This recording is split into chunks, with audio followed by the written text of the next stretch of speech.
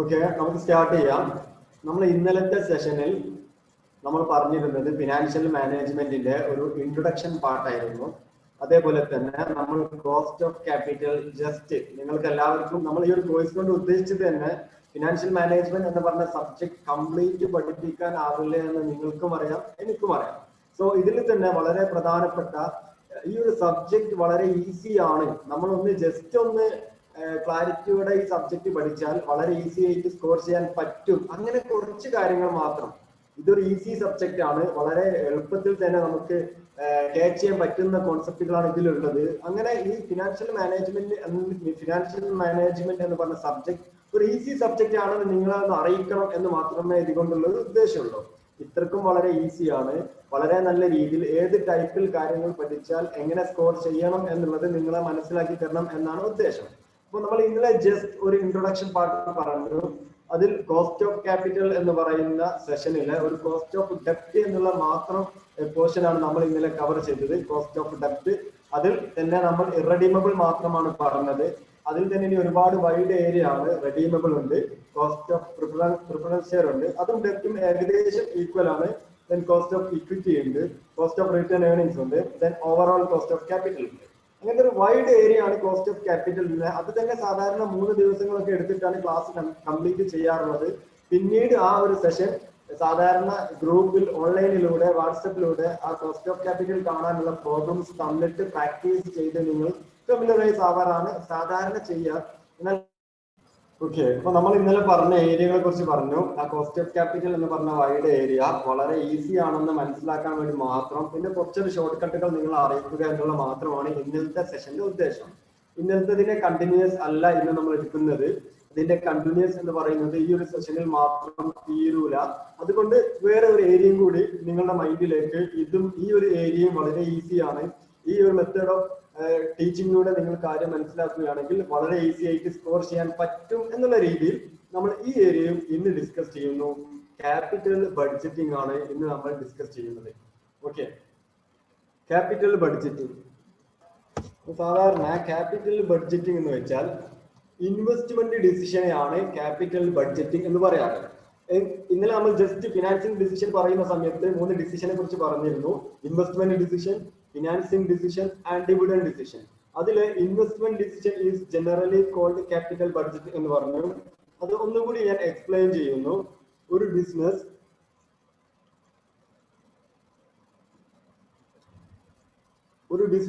അതിന്റെ ഒരു എക്സ്പാൻഷന് വേണ്ടിയിട്ട് ഒരു ഫിക്സ്ഡ് അസറ്റിൽ ഇൻവെസ്റ്റ്മെന്റ് നടത്തുന്നു. Fixed asset, for example machinery എടുക്കാം. ഇങ്ങനെ ഒരു മെഷീനറിയിൽ ഇൻവെസ്റ്റ്മെന്റ് നടത്തുന്നു. അപ്പോൾ പ്രൊഡക്ഷൻ കപ്പാസിറ്റി കൂടുന്നു, പ്രൊഡക്ടിവിറ്റി കൂടുന്നു, കമ്പനിക്ക് ഒരു എക്സ്പാൻഷൻ കൈവരിക്കുന്നു. ഇങ്ങനെ ഒരു ഫിക്സ്ഡ് അസറ്റിൽ ഇൻവെസ്റ്റ്മെന്റ് നടത്തിയിട്ട് അതിൽ നിന്ന് ഒരു സീരീസ് ഓഫ് ഇയേഴ്സിലേക്ക് ക്യാഷ് ഇൻഫ്ലോ തിരിച്ച് ബിസിനസ്സിലേക്ക് എക്സ്പെക്ട് ചെയ്യുന്നു. ഇതിനെയാണ് നമ്മൾ investment decision or capital budgeting എന്ന് പറയുന്നത്. ഓക്കെ, ഒരു ബിസിനസ് ഫിക്സ്ഡ് അസറ്റിൽ ഇൻവെസ്റ്റ്മെന്റ് ചെയ്യുന്നു, എന്നിട്ട് ഒരു സീരീസ് ഓഫ് ഇയേഴ്സിലേക്ക് ആ ഒരു ഫിക്സ്ഡ് അസറ്റിൽ നിന്ന് ഒരു മെഷീനറിയിൽ നിന്ന് ക്യാഷ് ഇൻഫ്ലോ തിരിച്ച് ബിസിനസ്സിലേക്ക് എക്സ്പെക്ട് ചെയ്യുന്നതിനെയാണ് ക്യാപിറ്റൽ ബഡ്ജറ്റിംഗ് എന്ന് പറയുന്നത്. Okay, then the investment decision of a firm are generally known as the capital budgeting or capital expenditure decisions. ഞാൻ പറഞ്ഞു, a capital budgeting may be defined as the firm's decision to invest its current fund most efficiently in the long-term asset in anticipation of an expected flow of benefits over a series of years. ഈ ഒരു point ആണ് ഞാൻ നേരത്തെ ആ ഒരു ബോർഡിലൂടെ നിങ്ങൾക്ക് വരച്ച് കാണിച്ചു തന്നത്. ഫേം അതിന്റെ ഒരു എക്സ്പാൻഷന് വേണ്ടിയിട്ട് ഒരു ഫിക്സ്ഡ് അസറ്റിലേക്ക് ഇൻവെസ്റ്റ്മെന്റ് നടത്തുന്നു, അതിൽ നിന്ന് തിരിച്ച് ബിസിനസ്സിലേക്ക് ഒരു സീരീസ് ഓഫ് ഇയേഴ്സിലേക്ക് ക്യാഷ് ഇൻഫ്ലോ എക്സ്പെക്ട് ചെയ്യുന്നതിനെയാണ് ക്യാപിറ്റൽ ബഡ്ജറ്റിംഗ് എന്ന് പറയുന്നത്. Okay, the firm investment decisions would generally include expansion, acquisition, modernization and replacement of long-term assets. നമ്മൾ എങ്ങനത്തെ പല രീതിയിലും നമ്മൾ ഇൻവെസ്റ്റ്മെന്റ് നടത്തും. ഒന്നുകിൽ പുതിയൊരു മെഷീനറി വാങ്ങുകയായിരിക്കും, അല്ലെങ്കിൽ ഓൾറെഡി എക്സിസ്റ്റിംഗ് ഉള്ളത് നമ്മൾ ഒന്നുകൂടി മോഡേണൈസേഷൻ വരുത്തും, റിനോവേഷൻ നടത്തും, അല്ലെങ്കിൽ റീപ്ലേസ്മെന്റ് നടത്തും. ഇങ്ങനെ ഏത് രീതിയിലും നമ്മുടെ നാച്ചറിനനുസരിച്ചിട്ട്, ബിസിനസിന്റെ ഫണ്ടിനനുസരിച്ചിട്ട്, എക്കണോമിക്കിനനുസരിച്ചിട്ട് നമ്മൾ ബിസിനസ്സിൽ ചേഞ്ചസ് വരുത്തും. എന്തിനാ ചേഞ്ചസ് വരുത്തുന്നത്? ഒരു എക്സ്പാൻഷന് വേണ്ടിയിട്ടാണ് നമ്മൾ ചേഞ്ചസ് വരുത്തുന്നത്. ഓക്കെ, Then സാധാരണ involves in committing the finance on long term basis.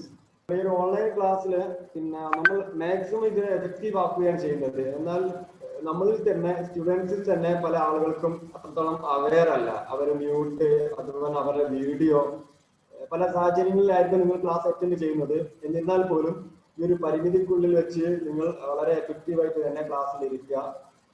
ഇടയിൽ ഇങ്ങനത്തെ ഓരോ ആക്ടിവിറ്റീസുകൾ നിങ്ങൾക്ക് തന്നെ അറിയാം, ഒരു ക്ലാസ് എടുക്കുന്ന സമയത്ത് ചെറിയ ബുദ്ധിമുട്ടാണ്. ഓക്കെ, നമ്മൾ ക്യാപിറ്റൽ ബഡ്ജറ്റിങ്ങിനെ കുറിച്ചാണ് നമ്മൾ പറയുന്നത്. കണ്ടിന്യൂസ് ചെയ്യാം. ക്യാപിറ്റൽ ബഡ്ജറ്റിംഗ് എന്ന് പറയുന്നത് ഒരു ബിസിനസ്സിലെ ഒരു ലോങ് ടേം ഇൻവെസ്റ്റ്മെന്റിനെയാണ് ക്യാപിറ്റൽ ബഡ്ജറ്റിംഗ് എന്ന് പറയുന്നത്. ഞാൻ നേരത്തെ എക്സാമ്പിൾ പറഞ്ഞ പോലെ തന്നെ. ഇനി ഇതിന്റെ ജസ്റ്റ് നിങ്ങൾ ഈ സ്ലൈഡിലുള്ളത് ജസ്റ്റ് വായിച്ചാൽ മതി. ഇതിൽ അത് ഒരു തിയറിറ്റിക്കൽ പാർട്ടാണ്. നമ്മൾ ആ ഒരു തിയറിറ്റിക്കൽ പാർട്ടിൽ അധികം വൈഡായിട്ട് പോകുന്നില്ല. നമ്മൾ വളരെ ഇമ്പോർട്ടന്റ് ആയ NPV, IRR, PATF ഒക്കെ നമുക്ക് വളരെ ഡീറ്റെയിൽസ് ആയിട്ട് പറയാം. ഇതിലെ ക്യാപിറ്റൽ ബഡ്ജറ്റിംഗിന്റെ പ്രോസസ് നമുക്ക് നോക്കാം. എങ്ങനെയാണ് ഒരു ബിസിനസ്സിൽ ഒരു ഫിനാൻഷ്യൽ മാനേജർ ഒരു ക്യാപിറ്റൽ ബഡ്ജറ്റിംഗ് എന്ന് പറയുന്ന പ്രോസസ് ചെയ്യുന്നത് എന്ന് നമുക്ക് നോക്കാം. സാധാരണ നെറ്റ് എക്സാമിൽ arrange the following capital budgeting process എന്നുള്ള ഒരു ക്വസ്റ്റ്യൻ നമുക്ക് എക്സ്പെക്ട് ചെയ്യാം. ഇങ്ങനെ കോഡ് തന്നിട്ട് ABCDE ഇങ്ങനെ നമുക്ക് അറേഞ്ച് ചെയ്യാൻ നമുക്ക് അറിയണം. സോ ഇതിന്റെ ഒരു പ്രോസസ് നോക്കാം. നമ്മൾ ആദ്യം തന്നെ നമ്മുടെ മുന്നിൽ ഒരുപാട് ഇൻവെസ്റ്റ്മെന്റ് ഓപ്പർച്യൂണിറ്റീസ് ഒന്ന് just identification of potential investment opportunities ആണ്. എന്താ നമ്മൾ ഒന്നെങ്കിൽ നമ്മൾ പുതിയൊരു ബ്രാഞ്ച് തുടങ്ങുകയാണോ, അല്ലെങ്കിൽ റിനോവേഷൻ നടത്തുകയാണോ,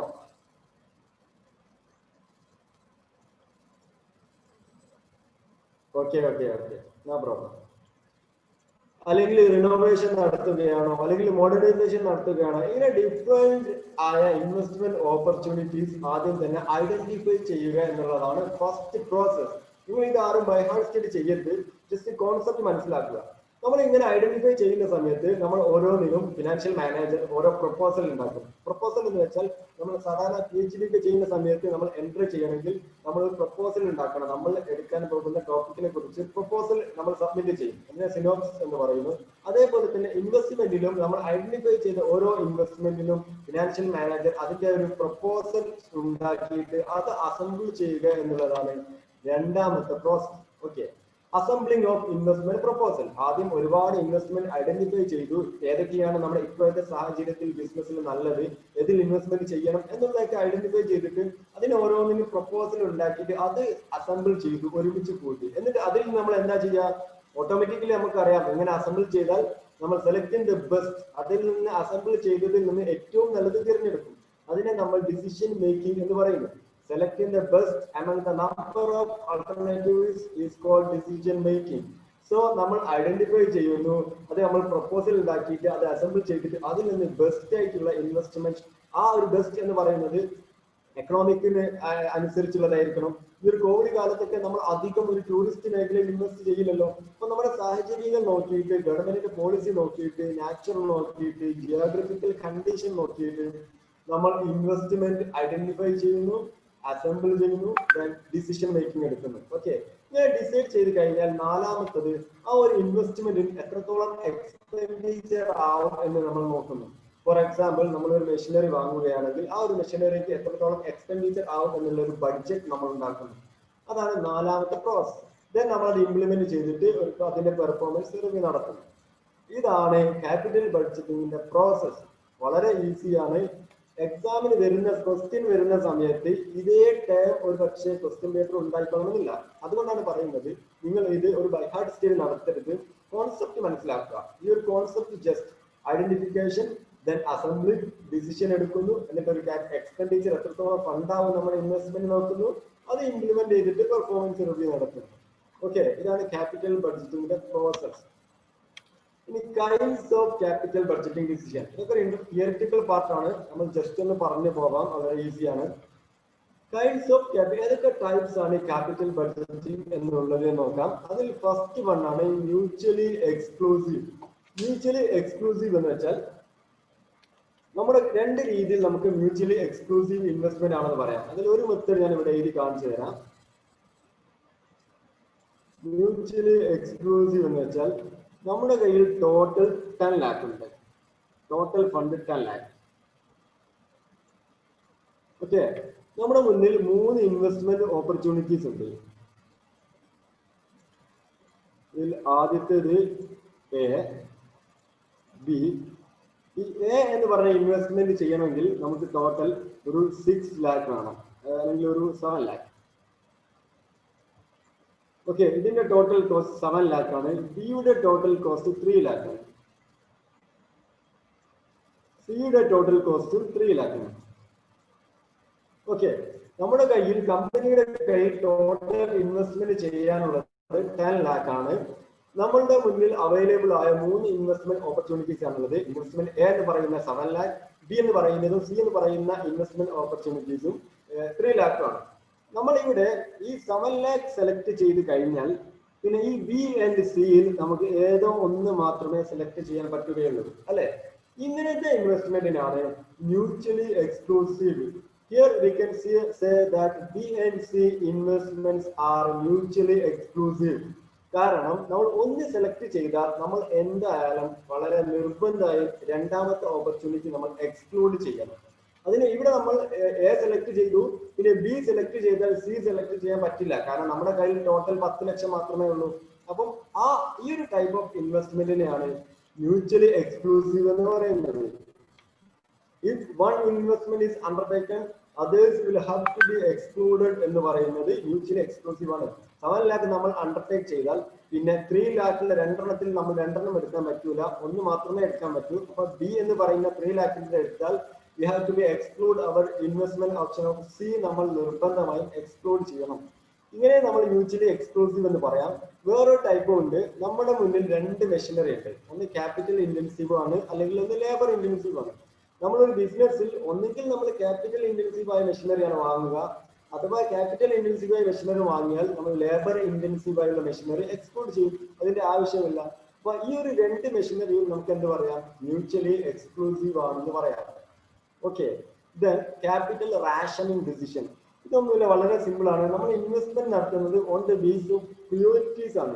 ഇപ്പോഴത്തെ എക്സിസ്റ്റിംഗ് സിറ്റുവേഷനിൽ ഏതിനാണ് ഏറ്റവും കൂടുതൽ പരിഗണന എന്ന് നോക്കിയിട്ട് നമ്മുടെ കയ്യിൽ ഒരു പക്ഷേ 10 ലക്ഷം ഉണ്ടെങ്കിൽ, അല്ലെങ്കിൽ 1 crore ഉണ്ടെങ്കിൽ, നമ്മൾ 1 crore ഒന്നിന് മാത്രം ഇൻവെസ്റ്റ് ചെയ്യാതെ അത് ഒരു പ്രിയോറിറ്റിയുടെ ബേസിൽ, അപ്പം നമ്മളൊരു 20 lakh ഈ ഒരു ഫിക്സ്ഡ് ഇവിടെ ഇൻവെസ്റ്റ് ചെയ്യുന്നു, ഒരു 8 lakh മറ്റൊരു സ്ഥലത്ത്, അങ്ങനെ ഒരു പ്രിയോറിറ്റീസിന്റെ ബേസിൽ നമ്മൾ ഇൻവെസ്റ്റ്മെന്റ് ചെയ്യുന്നതാണ് ക്യാപിറ്റൽ റാഷനിങ് ഡിസിഷൻ. വെറുതെ ഒരു 1 crore എടുത്ത് മെഷീനറി വാങ്ങാതെ ഇപ്പോഴത്തെ കണ്ടീഷൻ അനലൈസ് ചെയ്ത് ഇപ്പോഴത്തെ ജിയോഗ്രഫിക്കൽ ലൊക്കേഷനിൽ അല്ലെങ്കിൽ ഇപ്പോഴത്തെ ക്ലൈമറ്റിൽ ഏറ്റവും ബെനിഫിറ്റ് ഏതാണെന്ന് നോക്കി ആ ഒരു പ്രിയോറിറ്റീസിന്റെ ബേസിൽ ഇൻവെസ്റ്റ്മെന്റ് നടത്തുന്നതാണ് ക്യാപിറ്റൽ റാഷനിങ് ഡിസിഷൻ എന്ന് പറയുന്നത്.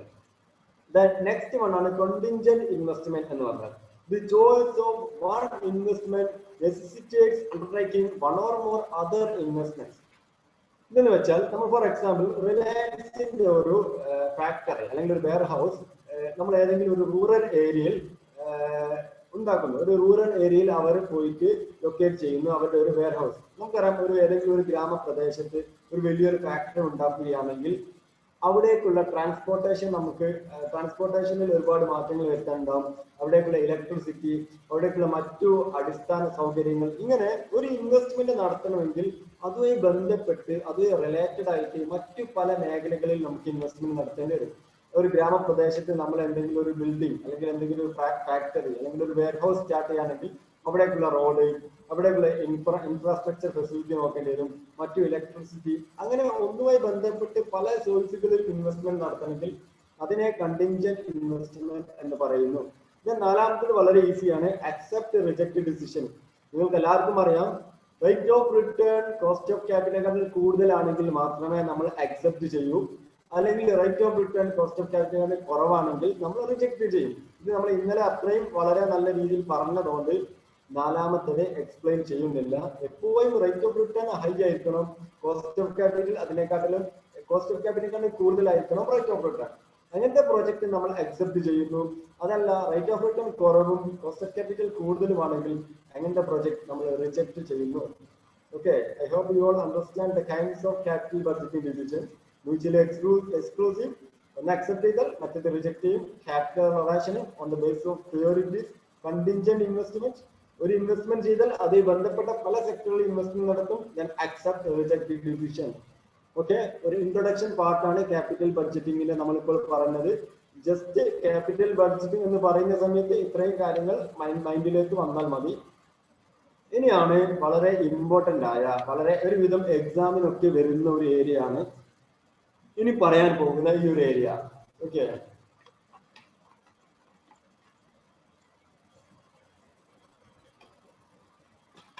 Methods of capital budgeting of evaluation.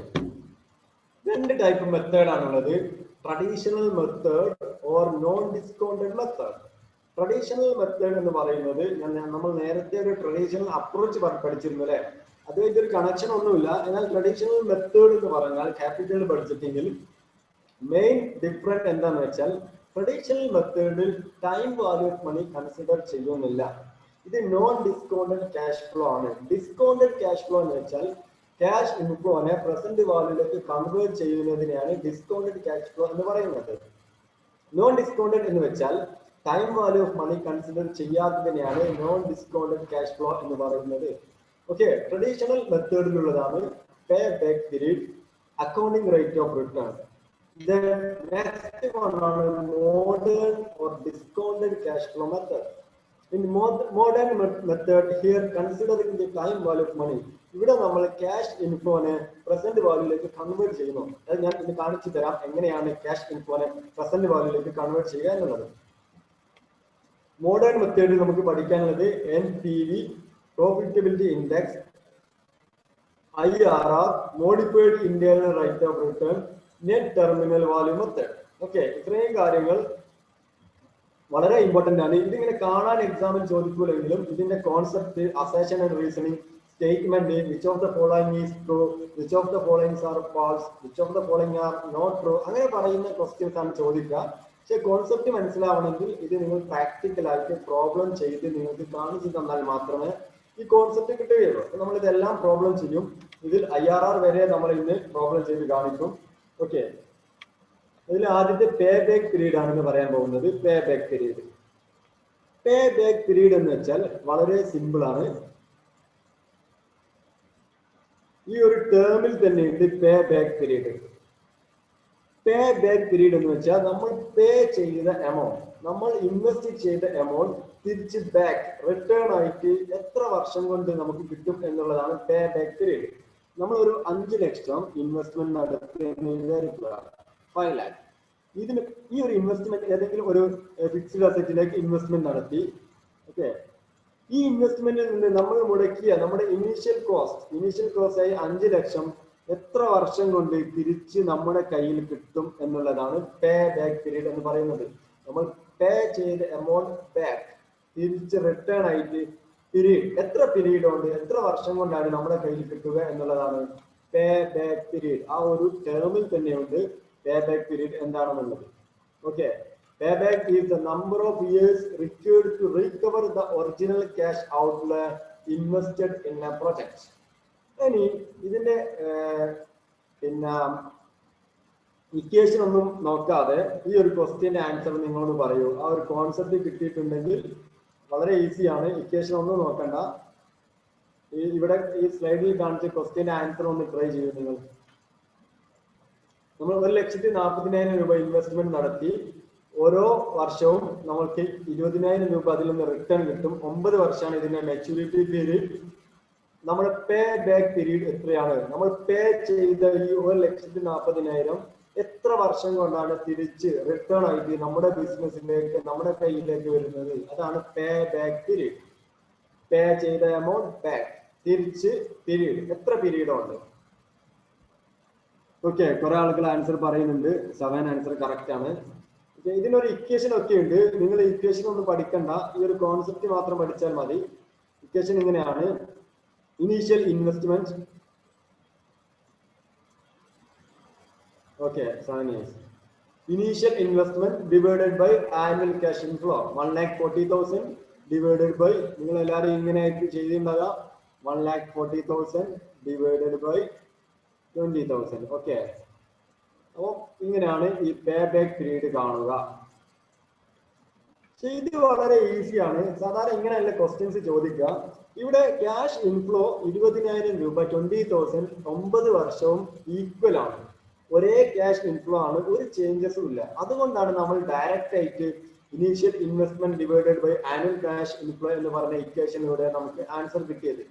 എന്നാൽ ക്യാഷ് ഇൻഫ്ലോ അൺഈവൻ ആവുന്ന സമയത്ത് cash inflows are not uniform. നേരത്തെ വന്ന ക്വസ്റ്റ്യൻ എല്ലാ വർഷവും 20,000 ആണ് ക്യാഷ് ഇൻഫ്ലോ, അതുകൊണ്ട് നമ്മൾ ഡയറക്റ്റ് ആയിട്ട് നമുക്ക് ആൻസറിലേക്ക് എത്താൻ പറ്റി.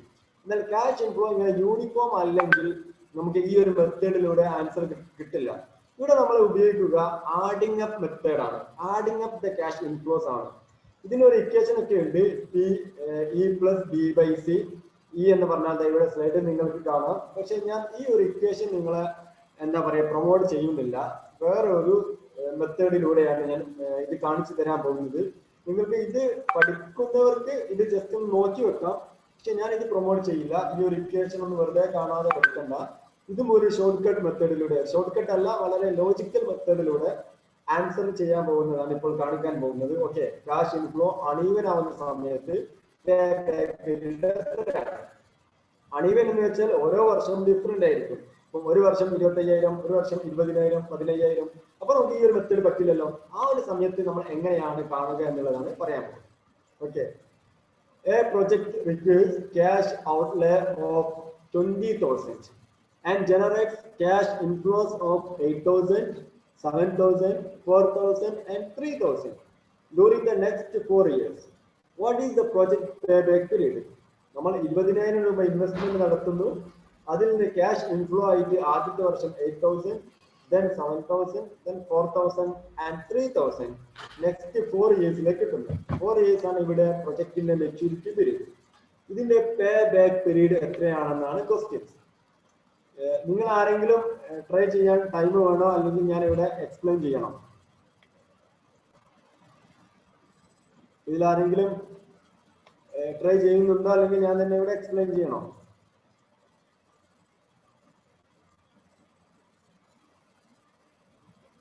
ഓക്കെ ഓക്കെ, ഈസി മെത്തേഡ് മാത്രം എക്സ്പ്ലെയിൻ ചെയ്യാം.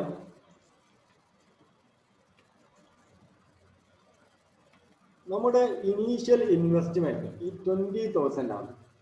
നമ്മൾ ആദ്യം തന്നെ ഇൻവെസ്റ്റ് ചെയ്ത എമൗണ്ട് 20,000 ആണ്. ഇതിൽ ആദ്യത്തെ വർഷം നമുക്ക് 8,000. ഓക്കെ, രണ്ടാമത്തെ വർഷം നമുക്ക് 7,000, മൂന്നാമത്തെ വർഷം നമുക്ക് 4,000. നമ്മൾ ഇൻവെസ്റ്റ് ചെയ്ത എമൗണ്ട് 20,000 ആണ്. നമുക്കറിയാം ഈ 20,000 എത്ര വർഷം കൊണ്ടാണ് നമുക്ക് നമ്മുടെ കയ്യിലേക്ക് കിട്ടുന്നത് എന്നാണ് ക്വസ്റ്റ്യൻ. അതാണ് പേ ചെയ്ത 20,000 ബാക്ക്, തിരിച്ച് റിട്ടേൺ ആയിട്ട് എത്ര വർഷം കൊണ്ടാണ് നമ്മുടെ കയ്യിൽ കിട്ടുന്നത് എന്നാണ് ക്വസ്റ്റ്യൻ. അപ്പൊ നമ്മുടെ ക്വസ്റ്റ്യനിൽ പറഞ്ഞു ആദ്യത്തെ വർഷം 8,000 ആണ്, രണ്ടാമത്തെ വർഷം 7,000 ആണ്, മൂന്നാമത്തെ വർഷം 4,000 ആണ്, നാലാമത്തെ വർഷം 3,000 ആണ്. ഓക്കെ, അപ്പൊ നമ്മളിങ്ങനെ നോക്കുന്ന സമയത്ത് ആദ്യത്തെ വർഷം 8,000, രണ്ടാമത്തെ വർഷം നമുക്ക് 8,000 7,000 കൂടി ആഡ് ചെയ്താൽ 15,000 കിട്ടും. മൂന്നാമത്തെ വർഷം ആവുമ്പോഴേക്കും നമ്മുടെ കയ്യിൽ എത്ര രൂപ കിട്ടും? ഈ മൂന്നും കൂടി ആഡ് ചെയ്യാൻ നിങ്ങൾക്ക് മനസ്സിലായല്ലേ? ആദ്യത്തെ വർഷം 8,000, then 7,000, then 4,000. ഇത് മൂന്നും കൂടി ആഡ് ചെയ്താൽ നമുക്ക് 19,000 കിട്ടും അല്ലെ? 19,000. ഞാൻ ഇവിടെ റഫായിട്ട് 19,000 എഴുതിക്കോട്ടെ. ഇങ്ങനെ 3 വർഷം കൂടി കൂട്ടി 19,000 കിട്ടും. പക്ഷെ നമുക്ക് എത്ര കിട്ടേണ്ടത്? 20,000 ആണ് നമുക്ക് കിട്ടേണ്ടത്. പക്ഷെ നാലാമത്തെ വർഷം നമുക്ക് 3,000 കിട്ടി. അപ്പൊ ടോട്ടൽ ഈ 4 വർഷം കൂടി കൂട്ടിയാൽ നമുക്ക് ശരിക്കും 22,000 വരും. ഓക്കെ, 22,000 ആണ് വരിക. പക്ഷെ 22,000 അല്ല നമ്മുടെ ഇനീഷ്യൽ ഇൻവെസ്റ്റ്മെന്റ്, 20,000 ആണ്. 20,000 എത്ര വർഷം കൊണ്ടാണ് കിട്ടുന്നത് എന്നാണ് ക്വസ്റ്റ്യൻസ്. അപ്പൊ 3 വർഷം ആകുമ്പോൾ 19,000 കിട്ടും. എന്നാൽ നാലാമത്തെ വർഷം 3,000 ആണ് കിട്ടുക. അപ്പൊ നമുക്ക് ഉറപ്പാണ് പേ ബാക്ക് പീരീഡ് ഈ 3ന്റെയും 4ന്റെയും ഇടയിലാണ്. 3 വർഷത്തിന്റെയും 4 വർഷത്തിന്റെയും ഇടയിലാണ് പേ ബാക്ക് പീരീഡ്. ഓക്കെ, അപ്പൊ 3 വർഷം കൊണ്ട് 19,000 ആണ് കിട്ടുക. നാലാമത്തെ വർഷം 3,000 കിട്ടുന്നു. ഒരു വർഷം കൊണ്ട് 3,000 കിട്ടുന്നു. ഈ 19,000ത്തിലേക്ക് നമുക്ക് ബാലൻസ് ആയിട്ട് ഒരു 1,000 കൂടിയാണ് നമുക്ക് കിട്ടേണ്ടത്. എന്നാൽ നമുക്ക് 20,000 ആവും. ഈ 1,000 എത്ര മാസം കൊണ്ടാണ് കിട്ടേണ്ടത് എന്നാണ് നമ്മൾ നോക്കേണ്ടത്. ഒരു വർഷം കൊണ്ട് 3,000 ആണ് നമുക്ക് കിട്ടുന്നത്. ഒരു വർഷം കൊണ്ട് 3,000. ഒരു വർഷം കൊണ്ട് 3,000 ആണെങ്കിൽ ഒരു മാസം എത്രയാണ് നമുക്ക് കിട്ടുക എന്ന് നിങ്ങൾ ചാറ്റ് ബോക്സിൽ ഒന്ന് പറയാം. ഒരു വർഷം നമുക്ക് നാലാമത്തെ വർഷം 3,000 ആണ് കിട്ടുക. യെസ്, ആൻസർ ഞാൻ അതിലേക്ക് വരാം. 3 years 4 months ആണ് ആൻസർ.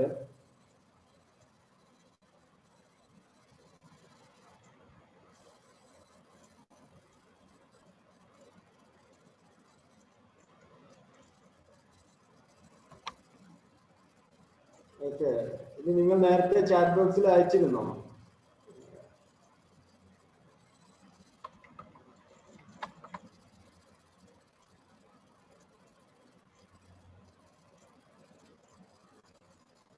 ഓക്കെ, ഇങ്ങനെ 4ാമത്തെ വർഷം നമുക്ക് 3000 ആണ് കിട്ടുക. അപ്പൊ ഞാൻ തന്നെ പറയാം, കട്ടായതുകൊണ്ട് നിങ്ങൾ ആരൊക്കെ ഇവിടെ അറ്റൻഡ് ചെയ്തതെന്ന് അറിയില്ല ഇതിന്റെ ആൻസർ പറഞ്ഞത്. അപ്പൊ നമുക്ക് ഒരു മാസത്തിൽ എത്ര കിട്ടുക എന്നറിയാൻ നമുക്ക് just 3000 divided by 12 3000 divided by 12 ചെയ്താൽ മതി. അപ്പൊ നമുക്കൊരു മാസം 250 കിട്ടും. ഓക്കെ, ഒരു മന്ത് 250 കിട്ടും. അപ്പൊ 2ാമത്തെ മന്ത് വീണ്ടും 250 കിട്ടും, 3ാമത്തെ മന്ത് 250 കിട്ടും. ഇങ്ങനെ 4 മാസം കൊണ്ട് നമുക്ക് 1000 കിട്ടും.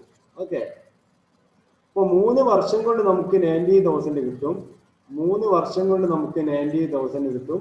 4 മന്ത് കൊണ്ട് നമുക്ക് 1000 കിട്ടും. ഓക്കെ, അപ്പൊ total answer 3 year and 4 month ആണ് ടോട്ടൽ ആൻസർ വരിക. ഇത് നിങ്ങൾ ലോജിക്കലായിട്ട് ഒരു ഇതും പഠിക്കേണ്ട, നിങ്ങൾ ഇക്വേഷൻസ് പഠിക്കാതെ പെട്ടെന്ന് തന്നെ ഈ ക്വസ്റ്റ്യൻ വരുന്ന സമയത്ത് ഇങ്ങനെയൊന്നും എഴുതാതെ ഡയറക്റ്റ് ആയിട്ട് ഇത് 3ഉം ആഡ് ചെയ്തിട്ട് ഇനി എത്രയാണോ റിമൈനിങ് 3000 ആണ് അല്ലെ, ഈ 3000 ഒരു വർഷം കൊണ്ടാണ്. അപ്പൊ ഒരു മാസം എത്രയാണ്? 250 ആണ്. അങ്ങനെ നിങ്ങൾക്ക് എന്താ പറയാ, വളരെ പെട്ടെന്ന് തന്നെ ഇതിലേക്ക് എത്താൻ പറ്റും. നിങ്ങൾക്ക് മനസ്സിലാവാൻ വേണ്ടിയിട്ടാണ് ഇത്രയും ഇങ്ങനത്തെ ഒരു രീതിയിൽ ഇത് എടുത്തത്. ഓക്കെ, ഇനി ഈ ഒരു മെത്തേഡിൽ നിങ്ങൾക്ക് എന്തെങ്കിലും പ്രശ്നമുണ്ടോ? അല്ലെ നേരത്തെ മെത്തേഡാണ് നല്ലതെന്ന് നിങ്ങൾക്ക് ആർക്കെങ്കിലും തോന്നുന്നുണ്ടോ? ഇക്വേഷൻ ഇങ്ങനെ കാണാതെ പഠിച്ചിട്ടുള്ളതാണോ നല്ലത്, അല്ലെങ്കിൽ ഇങ്ങനെ ചെയ്യുന്നതാണോ നല്ലത്? ഏതാണ് നല്ലത്?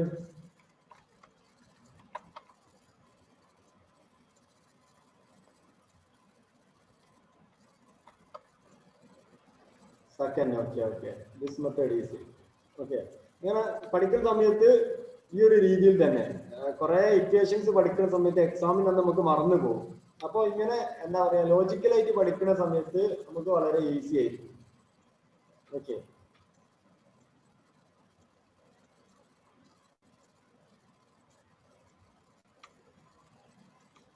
നിങ്ങൾ സാധാരണ കോളേജുകളിലൊക്കെ തന്നെ പഠിപ്പിക്കുക നേരത്തെ തന്ന മെത്തേഡിലായിരിക്കും. നിങ്ങൾക്ക് ആ മെത്തേഡും ചെയ്തു നോക്കാം, രണ്ടും ആൻസർ സെയിം തന്നെ ആയിരിക്കും വരിക. ഈ ഒരു മെത്തേഡും E+B/C പറയുന്നതും സെയിം ആൻസർ തന്നെ ആയിരിക്കും വരിക. പിന്നെ അക്സെപ്റ്റൻസ് റൂൾ. അക്സെപ്റ്റൻസ് റൂളിൽ if the actual payback period is less than a maximum or standard payback period set by management, those projects would be accepted. സാധാരണ നമ്മൾ നേരത്തെ പറയുന്ന അക്സെപ്റ്റഡ് റൂളിൽ നമ്മുടെ rate of return cost of ക്യാപിറ്റലിനെക്കാൾ കൂടുതലാണെങ്കിൽ നമ്മൾ അക്സെപ്റ്റ് ചെയ്യുന്നു, അല്ല rate of return cost of ക്യാപിറ്റലിനെക്കാൾ കുറവാണെങ്കിൽ റിജക്ട് ചെയ്യുന്നു. അതാണ് നമ്മുടെ സാധാരണ നേരത്തെ പറഞ്ഞ അക്സെപ്റ്റൻസ് റൂൾ. നമ്മൾ ക്യാപിറ്റൽ ബഡ്ജറ്റിംഗിലൊക്കെ പറഞ്ഞു. എന്നാൽ പേ ബാക്ക് പീരീഡിൽ ഫിനാൻഷ്യൽ മാനേജർ ഒരു ഇൻവെസ്റ്റ്മെന്റ് നടത്തുന്നു. ആ ഒരു ഇൻവെസ്റ്റ്മെന്റ് നടത്തുന്ന സമയത്ത് ഒരു pay back period just estimate ചെയ്ത് വെക്കും. ഒരു 5 വർഷമാണ് പേ ബാക്ക് പീരീഡ് എന്നുള്ളത്. അപ്പൊ നമ്മുടെ ഇങ്ങനെ എസ്റ്റിമേറ്റ് ചെയ്യുന്ന, ഇങ്ങനെ നേരത്തെ കാണുന്ന ഒരു സ്റ്റാൻഡേർഡ് പേ ബാക്ക് പീരീഡ്, ഒരു standard pay back period actual pay back പീരീഡിനെക്കാട്ടിൽ കൂടുതലാണോ കുറവാണോ നോക്കും. ഓക്കെ, ആക്ച്വൽ പേ ബാക്ക് പീരീഡിനെക്കാട്ടിൽ കൂടുതലാണെങ്കിൽ നമ്മൾ ആ പ്രൊജക്ട് നമ്മൾ അക്സെപ്റ്റ് ചെയ്യൂല.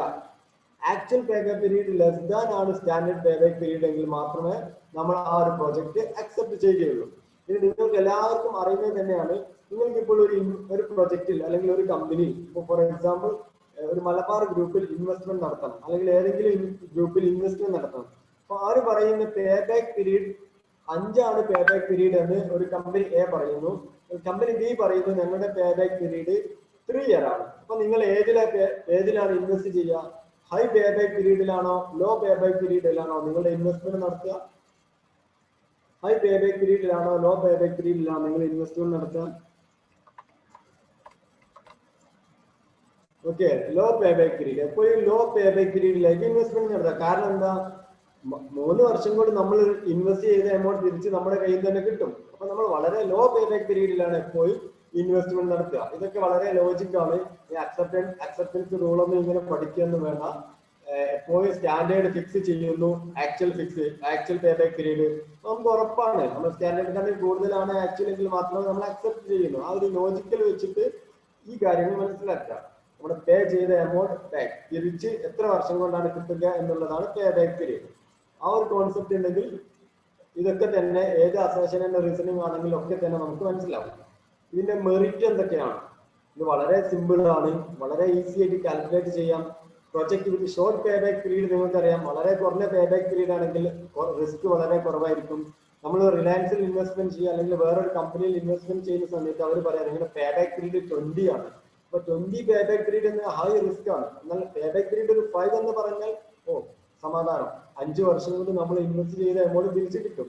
അപ്പൊ ഷോർട്ട് പേ ബാക്ക് പീരീഡ് എപ്പോഴും വളരെ കുറഞ്ഞ റിസ്ക് ആയിരിക്കും ഉണ്ടാവുക. ഇതൊക്കെ പഠിക്കുന്ന സമയത്ത് ഒരു അസേഷന്റെ റീസൺ അസേഷനിൽ വരിക അല്ലെങ്കിൽ സ്റ്റേറ്റ്മെന്റ് 1 പറഞ്ഞിട്ട് project with short pay back period relatively less exposed to risk, true or false. അങ്ങനെ പഠിക്കുന്ന സമയത്ത് ക്വസ്റ്റ്യൻസ് എങ്ങനെയൊക്കെ വരും എന്നുള്ളത് നമ്മൾ ജസ്റ്റ് ഒന്ന് അസ്യൂം ചെയ്യാം, എന്നിട്ട് വേണം പഠിക്കാൻ. ഇനി next one, pay back method reduce the possibility of the loss on account of obsolescence. ഇതെന്താണെന്ന് വെച്ചാൽ മാർക്കറ്റിൽ ഔട്ട് ഓഫ് ഫാഷൻ ആവുന്ന കാര്യങ്ങൾ നമുക്കറിയാം. നമ്മളൊരു ഇപ്പൊ കോവിഡ് സമയത്ത് നമ്മൾ എന്തെങ്കിലും ഒരു മേഖലയിൽ നമ്മൾ ഇൻവെസ്റ്റ്മെന്റ് നടത്തുന്നു. ഇപ്പോൾ ഡ്രസ്സിൽ ഇൻവെസ്റ്റ്മെന്റ് നടത്തിയാൽ ഏതെങ്കിലും പുതിയൊരു ട്രെൻഡ് അനുസരിച്ചുള്ള ഡ്രസ്സ് നമുക്കറിയാം പെട്ടെന്ന് മാർക്കറ്റിൽ നിന്ന് ഔട്ട് ഓഫ് ഫാഷൻ ആയി മാർക്കറ്റിൽ നിന്ന് പോകും. ആ ഒരു സമയത്ത് പേ ബാക്ക് പീരീഡ് 5 എന്ന് പറയുകയാണെങ്കിൽ നമുക്ക് ഈ ഒരു ഔട്ട് ഓഫ് ഫാഷൻ ആയിട്ട് മാർക്കറ്റിൽ നിന്ന് തകർന്നു പോകുന്നത് നമ്മൾ റിസ്ക് ഇല്ല. കാരണം എന്താ, പേ ബാക്ക് പീരീഡ് 5 ആണ്. 5 വർഷം കൊണ്ട് നമ്മൾ ഇൻവെസ്റ്റ് ചെയ്ത എമൗണ്ട് തിരിച്ചു കിട്ടും. അപ്പൊ അതുകൊണ്ട് അവിടെ ഒരു ലോസ് ഓഫ് ഒബ്സൊലൻസ് വരുന്നില്ല. മാർക്കറ്റിൽ ഒരു ഔട്ട് ഓഫ് ഫാഷൻ ആയിട്ട് മാർക്കറ്റിൽ നിന്ന് തിരിച്ചു പോകും എന്നുള്ളൊരു പേടിയില്ല. കാരണം 5 പേ ബാക്ക് പീരീഡ് എന്ന് വെച്ചാൽ നമുക്ക് ഉറപ്പാണ് 5 വർഷം കൊണ്ട് തിരിച്ച് നമ്മൾ ഇൻവെസ്റ്റ് ചെയ്ത എമൗണ്ട് 5 വർഷം കൊണ്ട് കിട്ടും. അപ്പൊ പേ ബാക്ക് മെത്തേഡിന്റെ ഒരു മെറിറ്റ് ആണ് ഈ ഒരു മൂന്നും. ഈ ഒരു മൂന്നും ഇങ്ങനെ പഠിക്കണ്ട. ഈ ഒരു ഇങ്ങനെ ക്വസ്റ്റ്യനിൽ വന്നാൽ പേ ബാക്ക് പീരീഡ് എന്ന് പറഞ്ഞ കോൺസെപ്റ്റ് വെച്ചിട്ട് ഇതിൽ നിന്ന് ആൻസറിലേക്ക് എത്താൻ പറ്റണം. ഇതിന്റെ ഡ്രോബാക്ക്, പേ ബാക്ക് പീരീഡിന് ശേഷമുള്ള പീരീഡ് കൺസിഡർ ചെയ്യുന്നില്ല. ഇപ്പൊ പേ ബാക്ക് പീരീഡ് 5 ആണെങ്കിൽ ഒരു ക്വസ്റ്റ്യനിൽ പറയുന്നത് പേ ബാക്ക് പീരീഡ് 5 ആണ്. ഈ 5ന് ശേഷമുള്ള എത്ര പീരീഡ് ഉണ്ട് എന്നുള്ളത് ഇവിടെ കൺസിഡർ ചെയ്യുന്നില്ല. ഈ 5ന് ശേഷമുള്ള ക്യാഷ് ഇൻഫ്ലോ എത്ര എന്നുള്ളത് ഇവിടെ കൺസിഡർ ചെയ്യുന്നില്ല. പേ ബാക്ക് പീരീഡ് 6 ആണെന്ന് പറഞ്ഞാൽ 6 വർഷത്തിന് ശേഷം ഈ പ്രൊജക്റ്റിൽ എത്ര ക്യാഷ് ഇൻഫ്ലോ കിട്ടുന്നു അത് ഇവിടെ പറയുന്നില്ല. അത് ഇതിന്റെ ഡീമെറിറ്റ് ആണ്. സാധാരണ ഏതൊരു പ്രൊജക്റ്റിനും ഒരു റേറ്റ് ഓഫ് റിട്ടേൺ ഉണ്ടാവും, 5%, 10%, 15%. എന്നാൽ ഇവിടെ ഒരു ഫിക്സ്ഡ് ആയിട്ടുള്ള ഒരു റേറ്റ് ഓഫ് റിട്ടേൺ ഇല്ല. നാലാമത്തെ ഡീമെറിറ്റ് നമുക്കറിയാം, ഇന്നത്തെ 5 വർഷം കൊണ്ട് ഓരോ വർഷം ആദ്യത്തെ വർഷം 5 lakh, രണ്ടാമത്തെ വർഷം 2 lakh, മൂന്നാമത്തെ വർഷം 4 lakh ഇങ്ങനെ നമുക്ക് ക്യാഷ് ഇൻഫ്ലോ കിട്ടുന്നു. നമുക്കറിയാം ഇന്നത്തെ 1 ലക്ഷമല്ല 3 വർഷം കഴിഞ്ഞിട്ടുള്ള 1 ലക്ഷം, because of time value of money. അപ്പൊ ഈ ടൈം വാല്യൂ ഓഫ് മണി ഈ ഒരു പേ ബാക്ക് പീരീഡിൽ കൺസിഡർ ചെയ്യുന്നേ ഇല്ല. ഇന്നത്തെ 1 ലക്ഷവും 5 വർഷം കഴിഞ്ഞിട്ട് 1 ലക്ഷവും വളരെ ഈക്വൽ ആയിട്ടാണ് ട്രീറ്റ് ചെയ്യുന്നത്. സോ ഇത് 4ഉമാണ് ഇതിന്റെ ഡീമെറിറ്റ്സ്. ഡീമെറിറ്റ്സ് മനസ്സിലായെന്ന് വിചാരിക്കുന്നു. ഇനി ഒരു ക്വസ്റ്റ്യൻ ചെയ്യുന്ന സമയത്ത് ഇത് എങ്ങനെയാണ് ക്വസ്റ്റ്യൻ വരിക എന്നുള്ളത് കാണിച്ചു തരാം. Improvements of pay back period. Improvements of pay back period പറയുന്നതിന് മുന്നേ ഒരു ക്വസ്റ്റ്യൻ ചെയ്യാം. ഈ ഒരു ക്വസ്റ്റ്യന്റെ ആൻസർ എന്ന് പറയും. ഇത് 2020 ഇപ്പൊ ലേറ്റസ്റ്റ് ആയിട്ടുള്ള എക്സാമിലെ സെക്കൻഡ് ഷിഫ്റ്റിൽ വന്ന ക്വസ്റ്റ്യൻ ആണ്. പേ ബാക്ക് പീരീഡ് എന്ന് പറഞ്ഞ കോൺസെപ്റ്റ് നമ്മൾ പഠിച്ചു. അതിന്റെ ക്വസ്റ്റ്യൻസ് ഇങ്ങനെയാണ് വരിക. ഈ ക്വസ്റ്റ്യൻസിനെ നിങ്ങൾ എങ്ങനെ അപ്രോച്ച് ചെയ്യണം എന്നുള്ളത് പറഞ്ഞു തരാം. ഈ ഒരു ക്വസ്റ്റ്യൻസ് നിങ്ങൾക്ക് അറിയാത്തതുണ്ടെങ്കിലും എങ്ങനെ അപ്രോച്ച് ചെയ്യണം എന്നുള്ളത് പറഞ്ഞുതരാം. നിങ്ങൾ ജസ്റ്റ് ഒന്ന് ട്രൈ ചെയ്ത് നോക്കൂ. ഈ ലാസ്റ്റ് വന്ന എക്സാമിലത്തെ ക്വസ്റ്റ്യൻ ആണ്. 2 ആണ് പറയുന്നത്. 3, 2 വന്നു. നെക്സ്റ്റ് പറയൂ. ഇങ്ങനെ ഒരു ക്വസ്റ്റ്യൻ എങ്ങനെ അപ്രോച്ച് ജസ്റ്റ് 2-3 ആളുകളോട് മെസ്സേജ് അയച്ചോളൂ, എന്നിട്ട് ഞാനൊന്ന് എക്സ്പ്ലെയിൻ ചെയ്യാം. ഈ ഒരു ക്വസ്റ്റ്യനെ നമ്മൾ ഇതിൽ കുറെ കാര്യങ്ങൾ നമ്മൾ പഠിച്ചിട്ടില്ല. ഇപ്പൊ ഇതിലെ ചില ടേമുകൾ നമ്മൾ ഇതുവരെ കേട്ടിട്ടുണ്ടാവില്ല. അപ്പൊ ഇങ്ങനത്തെ ക്വസ്റ്റ്യന് നമ്മൾ നേരത്തെ പഠിച്ച കോൺസെപ്റ്റുമായിട്ട് എങ്ങനെ കണക്ട് ചെയ്യാന്നുള്ളത് പറഞ്ഞുതരാം. ഓക്കെ, ഞാൻ പറഞ്ഞു തരാം. ഇനി നിങ്ങൾ ആരെങ്കിലും ട്രൈ ചെയ്യുന്നുണ്ടോ അല്ലെങ്കിൽ ഞാൻ എക്സ്പ്ലെയിൻ ചെയ്യണോ? ഞാൻ എക്സ്പ്ലെയിൻ ചെയ്ത് കഴിഞ്ഞാൽ എനിക്ക് ഷുവർ ആണ് നിങ്ങൾ ഇത്രക്കും ഈസി ആയിരുന്നു എന്നുള്ളൊരു നിങ്ങളുടെ മൈൻഡിലേക്ക് ആ ഒരു കോൺസെപ്റ്റ് വരും. ഇത്രക്ക് സിമ്പിൾ ആയിരുന്നു എന്നല്ല. ഓക്കെ, എക്സ്പ്ലെയിൻ ചെയ്യാം. ഞാൻ തന്നെ ഈ ഒരു ക്വസ്റ്റ്യൻ കണ്ട സമയത്ത് എനിക്ക് തന്നെ ചെറിയൊരു എന്താ പറയാ, ആദ്യം ഞാൻ ഈ ഒരു ടേം ഓവർ ലിവറേജ്ഡ് നിങ്ങൾക്ക് ഇവിടെ മനസ്സിലാവാം. ചില ടേമുകൾ നിങ്ങൾക്ക് മനസ്സിലാവില്ല. ഓക്കെ, ഇതിൽ ലീവറേജ് എന്ന് പറയുന്നത് പഠിക്കാതെ ആളുകൾക്ക് ഒരു പക്ഷേ ലീവറേജിന് മനസ്സിലായിക്കൊള്ളുന്നില്ല. നമ്മൾ ജസ്റ്റ് ഫസ്റ്റ് മുതൽ എന്ന് പറയാം question. In which of the following situations the payback period method is advised for evaluation of investment opportunity? താഴെ പറയുന്ന ഏതൊക്കെ ഓപ്പർച്യൂണിറ്റീസിലാണ് നിങ്ങൾ പേബാക്ക് പീരീഡിന്റെ ബേസിൽ ഏതൊക്കെ ഇൻവെസ്റ്റ്മെന്റ് ആണ് നിങ്ങൾ സെലക്ട് ചെയ്യുക എന്നുള്ളതാണ് ക്വസ്റ്റ്യൻ. പേബാക്ക് പീരീഡ് എന്ന് പറയുന്ന മെത്തേഡ്, ഇവാലുവേഷൻ മെത്തേഡ് ഉപയോഗിച്ചിട്ട് താഴെ പറയുന്നതിൽ ഏതിനൊക്കെയാണ് പേബാക്ക് പീരീഡ് സ്യൂട്ടബിൾ എന്നുള്ളതാണ് ക്വസ്റ്റ്യൻ. ഓക്കെ, ക്വസ്റ്റ്യൻ മനസ്സിലായെന്ന് വിചാരിക്കുന്നു. ഇനി താഴെ പറയുന്ന option over leveraged business, then cash rich business, uncertain market condition, stable market conditions. ഞാനിന്ന് ജസ്റ്റ് നിങ്ങളോട് ചോദിക്കട്ടെ, ഈ 4 ഓപ്ഷനും നിങ്ങൾക്ക് മനസ്സിലായിട്ടുണ്ടോ? ഇതിന്റെ മീനിങ്, 4 ഓപ്ഷന്റെയും മീനിങ് മനസ്സിലാവാത്തവരുണ്ടോ? അത് ജസ്റ്റ് ഒന്ന് പറയാം. 4 ഓപ്ഷനും നിങ്ങൾക്ക് കണക്ട് ചെയ്യാൻ, 4 ഓപ്ഷന്റെ മീനിങ് നിങ്ങൾക്ക് മനസ്സിലാവാത്തതുണ്ടോ? ഇതിൽ ഏതെങ്കിലും മീനിങ് മനസ്സിലായി? യെസ്, മനസ്സിലായിട്ടുണ്ട്. 4 മനസ്സിലായിട്ടുണ്ട്. ഓക്കെ. ഓവർ ലീവറേജ്ഡ് എന്ന് വെച്ചാൽ ഒരുപാട് ലീവറേജ് എന്ന് വെച്ചാൽ എന്താണ്? ഡെപ്റ്റ് കണ്ടന്റ് കൂടുതലുള്ള ബിസിനസ്സിനെയാണ് ഓവർ ലീവറേജ്ഡ് എന്ന് പറയാം. ഡെപ്റ്റ് ഒരുപാടുണ്ട്, എന്നാൽ ആ ഒരു കമ്പനിയിൽ ആ ഡെപ്റ്റിന്റെ ഇൻട്രസ്റ്റ് പേയ്മെന്റ് പോലും കൊടുക്കാനുള്ള കപ്പാസിറ്റി അതിനില്ല. അങ്ങനത്തെ ബിസിനസ്സിനെയാണ് ഓവർ ലീവറേജ്ഡ് ബിസിനസ് എന്ന് പറയാം. ഇനി അഥവാ ഈ ഓവർ ലീവറേജ്ഡ് ബിസിനസ് നിങ്ങൾക്ക് മനസ്സിലായിട്ടില്ലെങ്കിലും ഒരു പ്രശ്നവുമില്ല. ഇതിൽ റാണി എന്ന് പറയുന്ന ആൾ ഓവർ ലീവറേജ്ഡ് മനസ്സിലായിട്ടില്ല എന്നാണ് പറയുന്നത്. പക്ഷെ ഇത് മനസ്സിലായിട്ടില്ലെങ്കിലും നമുക്ക് ആൻസറിലേക്ക് എത്താൻ പറ്റും. അതാണ് ഇനി പറയാൻ പോകുന്നത്. ഫോർ എക്സാമ്പിൾ, എ എന്ന് പറഞ്ഞ ഓപ്ഷൻ നമുക്ക് അറിയില്ല. നമ്മൾ ഇത്രയും കാലം കേൾക്കാത്ത ഒരു ഓപ്ഷൻ ആണെന്ന് നിങ്ങൾ അസ്യൂം ചെയ്യാം. അറിയുന്നവരും അറിയില്ല എന്ന് അസ്യൂം ചെയ്യാം. എന്നിട്ട് എങ്ങനെ ആൻസറിലേക്ക് കണക്ട് ചെയ്യാൻ പറ്റും എന്നുള്ളതാണ് ഞാൻ പറയാൻ പോകുന്നത്. ഓക്കെ, ഇവിടെ രണ്ടാമത്തെ ഓപ്ഷൻ ക്യാഷ് റിച്ച് ബിസിനസ് ആണ്. ഒരുപാട് ക്യാഷ് ഉള്ള, നല്ല രീതിയിൽ ഗ്രോത്ത് ഉള്ള ക്യാഷ് റിച്ച് ബിസിനസ്.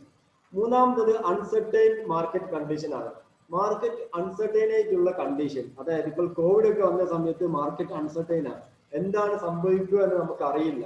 ഇങ്ങനെ എന്താണ് സംഭവിക്കുക എന്ന് നമുക്ക് അറിയാത്ത സമയത്ത് നമ്മളോട് ഒരാൾ വന്ന് പറയാം, നമുക്കറിയാലോ ഇപ്പൊ മാർക്കറ്റ് ഒക്കെ വളരെ മോശമാണ്, ഭാവിയിൽ എന്താ സംഭവിക്കുക എന്ന് അറിയില്ല, ഇനി വേറെ കോവിഡ് വരുമോ എന്ന് അറിയില്ല, പക്ഷെ നല്ലൊരു ഇൻവെസ്റ്റ്മെന്റ് ഓപ്പർച്യൂണിറ്റി ഉണ്ട്, നിങ്ങളുടെ പേബാക്ക് പീരീഡ് 5 ആണ്, മാർക്കറ്റ് അൺസർട്ടൈൻ ആയാലും നിങ്ങൾക്കൊരു പ്രശ്നവുമില്ല. കാരണം എന്താ, നമ്മുടെ പേബാക്ക് പീരീഡ് ഇവിടെ 5 ആണ്.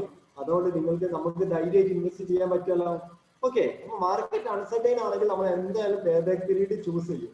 അപ്പൊ ഇവിടെ നമ്മൾ 100% നമ്മൾ കൺഫേം ആക്കി അൺസർട്ടൈൻ മാർക്കറ്റ് കണ്ടീഷൻ ആണെങ്കിൽ ഞാൻ എന്തായാലും പേബാക്ക് പീരീഡ് എന്ന് പറഞ്ഞ ഓപ്ഷൻ ചൂസ് ചെയ്യും. കാരണം പേബാക്ക് പീരീഡ് 5 ആണെങ്കിൽ മാർക്കറ്റ് ഇപ്പൊ എത്ര അൺസർട്ടൈനിറ്റി ആണ്, എന്ത് മാർക്കറ്റിൽ ചേഞ്ചസ് വന്നാലും 5 വർഷം കൊണ്ട് എന്റെ റിട്ടേൺ എനിക്ക് തിരിച്ചു കിട്ടും. അപ്പൊ സി എന്ന് പറഞ്ഞ ഓപ്ഷൻ നമുക്ക് 100% ഉറപ്പാണ്.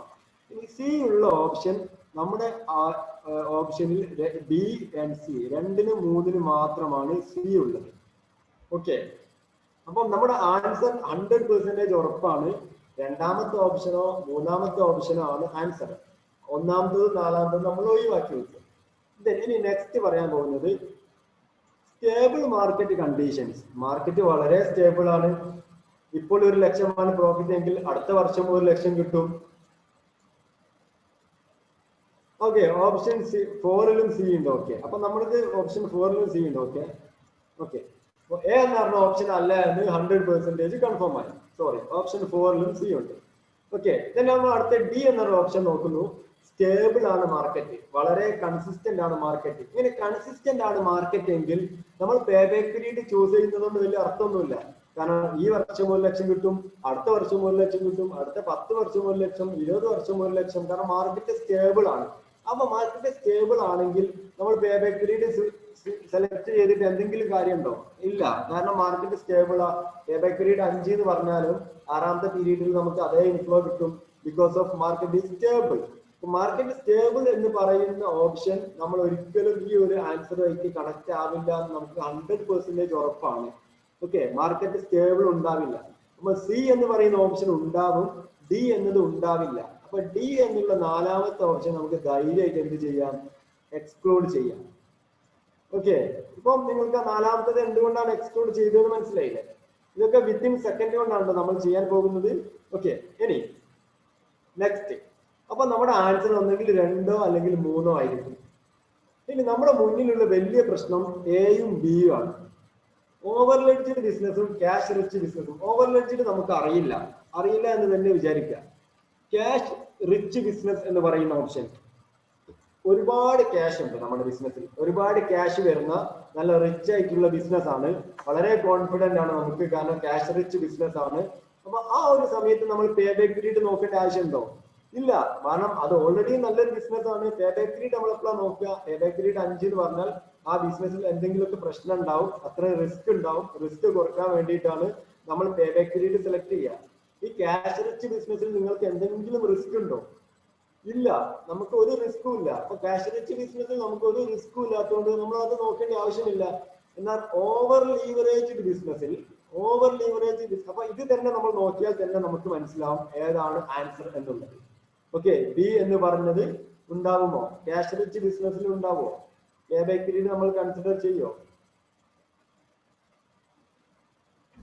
പേ ബാക്ക് പീരീഡ് നമ്മൾ കൺസിഡർ ചെയ്യൂല. ഏതിലാണ് നമ്മൾ പേ ബാക്ക് പീരീഡ് നോക്കുക? അപ്പൊ അറിയൂലെങ്കിൽ പോലും നമ്മൾ ആൻസർ ഓട്ടോമാറ്റിക്കലി നമ്മൾ എന്ത് ചെയ്യുന്നു? ഈ എ എന്ന് പറയുന്ന ഈ ഒരു ഓപ്ഷനിലേക്ക് നമ്മൾ ഓട്ടോമാറ്റിക് ആയിട്ട് നമ്മൾ എന്ത് ചെയ്യും? നമ്മൾ കണക്ട് ചെയ്യും ഈ ഒരു ആൻസറിനെ. ഇനി ഇങ്ങനെ കണക്ട് ചെയ്യാതെ ഓവർ ലീവറേജ്ഡ് ബിസിനസ് എന്ന് പറഞ്ഞാൽ ഒരുപാട് ഡെപ്റ്റ് കണ്ടന്റ് ഉള്ള ബിസിനസ് ആണ്. ഇൻട്രസ്റ്റ് പേ ചെയ്യാനുള്ള കപ്പാസിറ്റിയും ഇല്ല. അപ്പൊ ആ ഒരു ബിസിനസ്സിൽ പേ ബാക്ക് പീരീഡ് 5 എന്ന് പറഞ്ഞാൽ നമുക്കൊരു ധൈര്യം, ഇത്ര ഡെപ്റ്റ് കണ്ടന്റ് ഉണ്ടെങ്കിലും ഇത്ര റിസ്ക് ഉണ്ടെങ്കിലും പേ ബാക്ക് പീരീഡ് 5, വളരെ കുറഞ്ഞ പേ ബാക്ക് പീരീഡാണ്. അപ്പൊ റിസ്ക് അത്ര നമുക്ക് വളരെ കുറഞ്ഞ റിസ്കേ നമുക്കുള്ളൂ. അങ്ങനെ നമുക്ക് ഓവർ ലീവറേജ്ഡ് ബിസിനസ് ആണെങ്കിലും നമുക്ക് പേ ബാക്ക് പീരീഡ് ചൂസ് ചെയ്യാൻ പറ്റും. ഓവർ ലീവറേജ്ഡ് എന്ന് വെച്ചാൽ ഡെപ്റ്റ് കണ്ടന്റ് ഒരുപാടുണ്ട്, അതിന് ഇൻട്രസ്റ്റ് കൊടുക്കാനുള്ള കപ്പാസിറ്റി പോലും ചിലപ്പോൾ ഉണ്ടാവില്ല, ടേൺ ഓവർ ഇല്ലെങ്കിൽ. അത്രക്കും റിസ്ക് ഉള്ള ബിസിനസ് ആണ്. ഇങ്ങനെ റിസ്ക് ഉള്ള ഈ രണ്ട്, അൺസർട്ടനിറ്റി ആണെങ്കിലും റിസ്ക് ആണ്, ബാക്കിയുള്ളതിനൊന്നും റിസ്ക് ഇല്ല. ഇങ്ങനെ റിസ്ക് ഉള്ള ഈ ഒരു 2 ടൈപ്പിനാണ് നമ്മൾ പേ ബാക്ക് പീരീഡ് ചൂസ് ചെയ്യുക. ഓക്കെ, ഈ ഒരു മെത്തേഡിലൂടെ ഇങ്ങനെ നിങ്ങൾ ആൻസറിലേക്ക് പോവുകയാണെങ്കിൽ ഈ ഒരു 2 നിങ്ങൾ ചൂസ് ചെയ്യോ? ആൻസർ ഞാനിപ്പോ പറഞ്ഞ ഈ ഒരു ഇതൊക്കെ വിത്തിൻ സെക്കൻഡുകൾക്കുള്ളിൽ നിങ്ങളുടെ മൈൻഡിലേക്ക് വരേണ്ടതാണ്. ഇങ്ങനെ ആൻസറിനെ കണക്ട് ചെയ്യാൻ പറ്റുമോ നിങ്ങൾക്ക്? ഈ ഒരു പേ ബാക്ക് പീരീഡ് എന്ന കോൺസെപ്റ്റ് പഠിച്ചു കഴിഞ്ഞാൽ ആൻസർ കണക്ട് ചെയ്യാൻ പറ്റുന്നുണ്ടോ?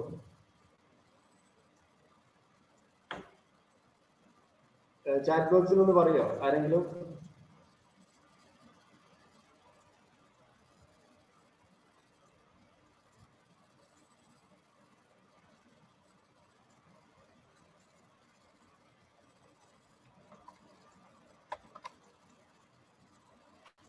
ഓക്കെ, കണക്ട് ചെയ്യാൻ പറ്റുന്നുണ്ടല്ലോ എല്ലാവർക്കും? Yes yes yes yes yes okay okay. This method is easy. ഇതിന് മാത്രമല്ല ഈ ഒരു മെത്തേഡ്, ഏത് ക്വസ്റ്റ്യൻ ആണെങ്കിലും നമുക്ക് ഒരു ഓപ്ഷൻ അറിയില്ലെങ്കിൽ നമുക്ക് അവോയ്ഡിങ് മെത്തേഡ് എന്നാ പറയാ. ഓപ്ഷൻ അവോയ്ഡ് ചെയ്തിട്ട് കറക്റ്റ് ആൻസറിലേക്ക് എത്തുന്ന മെത്തേഡ്. ഓക്കെ, ആ ഒരു രീതിയിൽ നമുക്ക് ആൻസറിലേക്ക് എത്താൻ പറ്റണം. അങ്ങനെ എത്താൻ പറ്റണമെങ്കിൽ കുറെ ക്വസ്റ്റ്യൻസ് ചെയ്യണം, കുറെ പ്രാക്ടീസ് ചെയ്യണം. ഇങ്ങനെ കുറെ പ്രാക്ടീസ് ചെയ്യണമെങ്കിൽ നമ്മുടെ മുന്നിൽ കൃത്യമായ ലക്ഷ്യം വേണം. നമ്മൾ എന്തിനാണ് ഇത്രയും കഷ്ടപ്പെട്ട് ഇങ്ങനെ പഠിക്കുന്നത്, പഠിച്ചിട്ട് നമ്മൾക്ക് കിട്ടും എന്നുള്ള കോൺഫിഡൻസും നമ്മുടെ ലക്ഷ്യവും നമ്മുടെ ഡ്രീമും ഒക്കെ മുന്നിൽ ഉണ്ടായിട്ട് ആ ഒരു എന്താ പറയാ, ആ ഒരു പോസിറ്റീവ് ആറ്റിറ്റ്യൂഡിൽ കണ്ടിന്യൂസ് ആയിട്ട് ഈ ഒരു ജേർണി എക്സാമിന്റെ അന്ന് വരെ, എക്സാം എഴുതുന്നത് വരെ JRF ട്രാക്ക് ചെയ്യും എന്നുള്ള 100% കോൺഫിഡൻസിൽ വേണം നിങ്ങൾ എല്ലാവരും ഇപ്പോഴേ പഠിക്കാൻ. ആ ഒരു മെത്തേഡിൽ പഠിക്കുക, പഠിക്കുന്ന കാര്യം റിവേഴ്സ് ചെയ്യുക, അത് പ്രാക്ടീസ് ചെയ്യുക, എന്നിട്ട് റിസൾട്ടിലേക്ക് എത്തും എന്നുള്ള എന്ത് വില കൊടുത്തും ഐ ക്യാൻ എന്ന് പറഞ്ഞ ആ ഒരു രീതി, ആ ഒരു മെത്തേഡ്, ആ ഒരു കോൺഫിഡൻസ് എല്ലാവർക്കും വേണം. അപ്പം പാസ്റ്റ് എക്സ്പീരിയൻസ് നോക്കണ്ട, ബാക്കി ഒരു കാര്യങ്ങളും നിങ്ങൾ നോക്കണ്ട. ഇനി അങ്ങോട്ട് വളരെ സിലബസ് ഓറിയന്റഡ് ആയിട്ട് കാര്യങ്ങൾ പഠിക്കുക, അത് പ്രാക്ടീസ് ചെയ്യുക, റിവിഷൻ ചെയ്യുക. ഇങ്ങനെ റിവിഷൻ ചെയ്താൽ എന്തായാലും ക്രാക്ക് ചെയ്യും. അത് എപ്പോഴും പഠിക്കുന്ന സമയത്ത് ചെറിയ ഇന്റർവെൽ കൊടുത്ത് ഇങ്ങനെ നിങ്ങൾ ജസ്റ്റ് മോട്ടിവേറ്റ് ചെയ്തുകൊണ്ടേ ഇരിക്കുക. നിങ്ങളെ തന്നെ ഒരുപാട് മോട്ടിവേഷണൽ സ്റ്റോറിയും അല്ലാതെ റിലാക്സ് ചെയ്ത് എൻജോയ് ചെയ്ത് പഠിക്കുക. ഓക്കെ, നമുക്ക് ജസ്റ്റ് ചെറിയൊരു ബ്രേക്ക് ആക്കാം. എത്ര ആയില്ലേ? അപ്പോൾ ഈ ബ്രേക്കിന് ശേഷം നമ്മൾ ARR, NPV, IRR, പ്രോഫിറ്റബിലിറ്റി ഇൻഡെക്സും ഒരു പ്രോബ്ലം ചെയ്തിട്ട് പിന്നെ അതിൽ നിന്ന് വന്ന കുറച്ച് പ്രീവിയസ് ഇയർ നെറ്റ് എക്സാമിന്റെ ക്വസ്റ്റ്യൻസ് നിങ്ങൾക്കൊന്ന് കാണിച്ചു തരും. അങ്ങനെ നമുക്ക് ഈ ഒരു സെഷൻ വൈൻഡപ്പ് ചെയ്യാം. ഇതാരാ ക്യാപിറ്റൽ ബഡ്ജറ്റിംഗ് മീനിങ് ഒന്ന് പറയാമോ? ഓക്കെ, ക്യാപിറ്റൽ ബഡ്ജറ്റിംഗ് എന്ന് വെച്ചാൽ ഇൻവെസ്റ്റ്മെന്റ് ഡിസിഷനെയാണ് ക്യാപിറ്റൽ ബഡ്ജറ്റിംഗ് എന്ന് പറയാം. ഇൻവെസ്റ്റ്മെന്റ് ഡിസിഷൻ എന്ന് വെച്ചാൽ ഒരു ഫേം ഒരു ബിസിനസ് അതിന്റെ ഒരു എക്സ്പാൻഷന് വേണ്ടിയിട്ട് ഏതെങ്കിലും ഒരു ഫിക്സ്ഡ് അസറ്റിൽ ഇൻവെസ്റ്റ്മെന്റ് നടത്തുന്നു. ഒരു മെഷീനറി എടുക്കാം, ഉദാഹരണം ബിസിനസ് മെഷീനറിയിൽ ഇൻവെസ്റ്റ്മെന്റ് നടത്തുന്നു. എന്നിട്ട് അതിൽ നിന്ന് ഒരു സീരീസ് ഓഫ് ഇയേഴ്സിലേക്ക് ക്യാഷ് ഇൻഫ്ലോ തിരിച്ച് ബിസിനസ്സിലേക്ക് എക്സ്പെക്ട് ചെയ്യുന്നതിനെയാണ് capital budgeting or investment decision എന്ന് പറയുന്നത്. ഓക്കെ, നമ്മൾ അതാണ് ഇപ്പൊ സ്റ്റാർട്ടിങ് അതാണ് പറഞ്ഞത്, ക്യാപിറ്റൽ ബഡ്ജറ്റിംഗ്. ഇനി അതിന്റെ ഒരു പ്രോസസ്സ് പറഞ്ഞു, നമ്മൾ എങ്ങനെയൊക്കെയാണ് ആ ഒരു ഇൻവെസ്റ്റ്മെന്റ് സെലക്ട് ചെയ്യുക എന്നുള്ളത്. ഒരുപാട് ഡിഫറെന്റ് ആയിട്ടുള്ള ഇൻവെസ്റ്റ്മെന്റ് ഓപ്പർച്യൂണിറ്റീസ് ഐഡന്റിഫൈ ചെയ്യും. എന്നിട്ട് ഓരോന്നിനും ഓരോ റിസർച്ച് ഇൻവെസ്റ്റ്മെന്റ് പ്രൊപ്പോസലായിട്ട് അതിൽ അസംബിൾ ചെയ്യും. എന്നിട്ട് അതിൽ നിന്ന് best select the best among the number of alternatives which is called decision making. Then മൂന്നാമത് നമ്മൾ ഡിസിഷൻ മേക്കിംഗ് ഡിസൈഡ് ചെയ്യും ഏത് സെലക്ട് ചെയ്യണമെന്ന്. എന്നിട്ട് അതിന് എത്രത്തോളം ഒരു എസ്റ്റിമേറ്റ് ക്യാപിറ്റൽ എക്സ്പെൻഡിച്ചർ റിപ്പോർട്ട് നമ്മൾ ഉണ്ടാക്കും, ഏകദേശം എത്ര ചെലവാകും എന്നുള്ളത്. അത് ഇംപ്ലിമെന്റ് ചെയ്യുന്നു, പെർഫോമൻസ് റിവ്യൂ ചെയ്യുന്നു.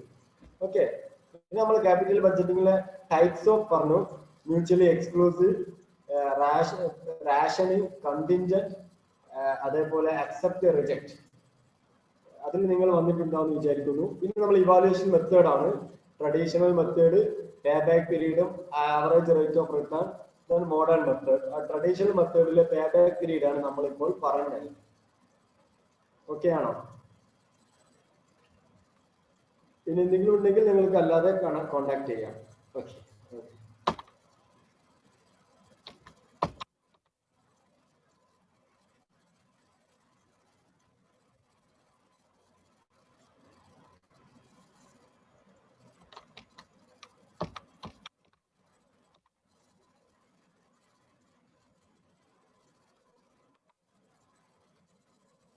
ഓക്കെ.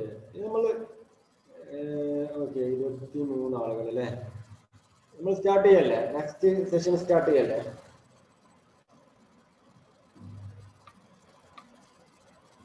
ഇനി ഇംപ്രൂവ്മെന്റ്സ്.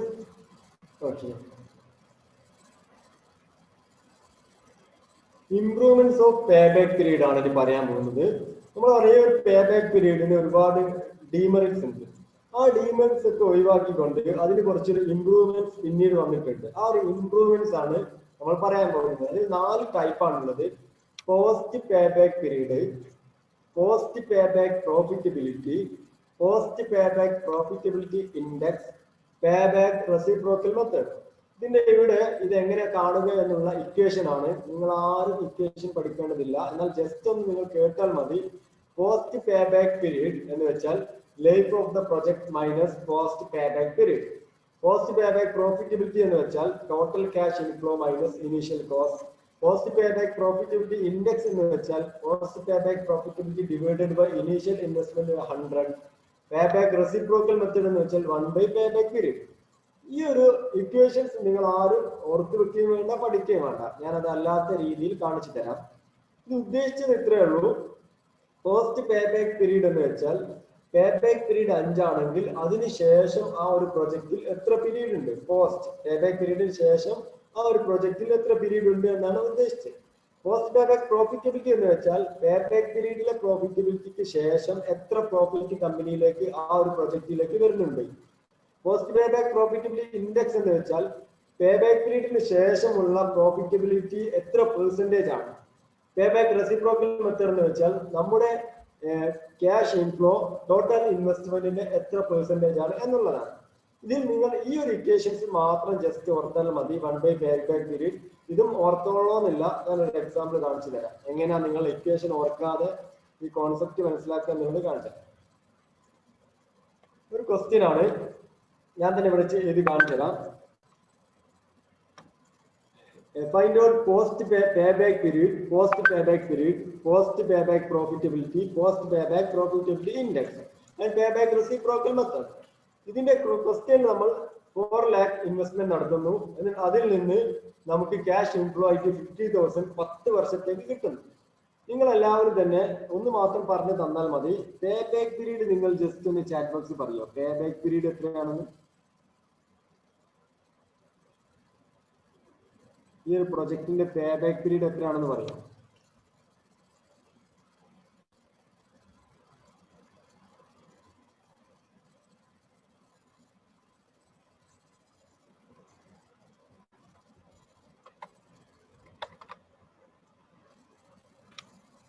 ഓക്കെ, 8 years എല്ലാവർക്കും അറിയാമല്ലോ. അതിന് പറയണമെന്നില്ലല്ലോ പേ ബാക്ക് പീരീഡ്.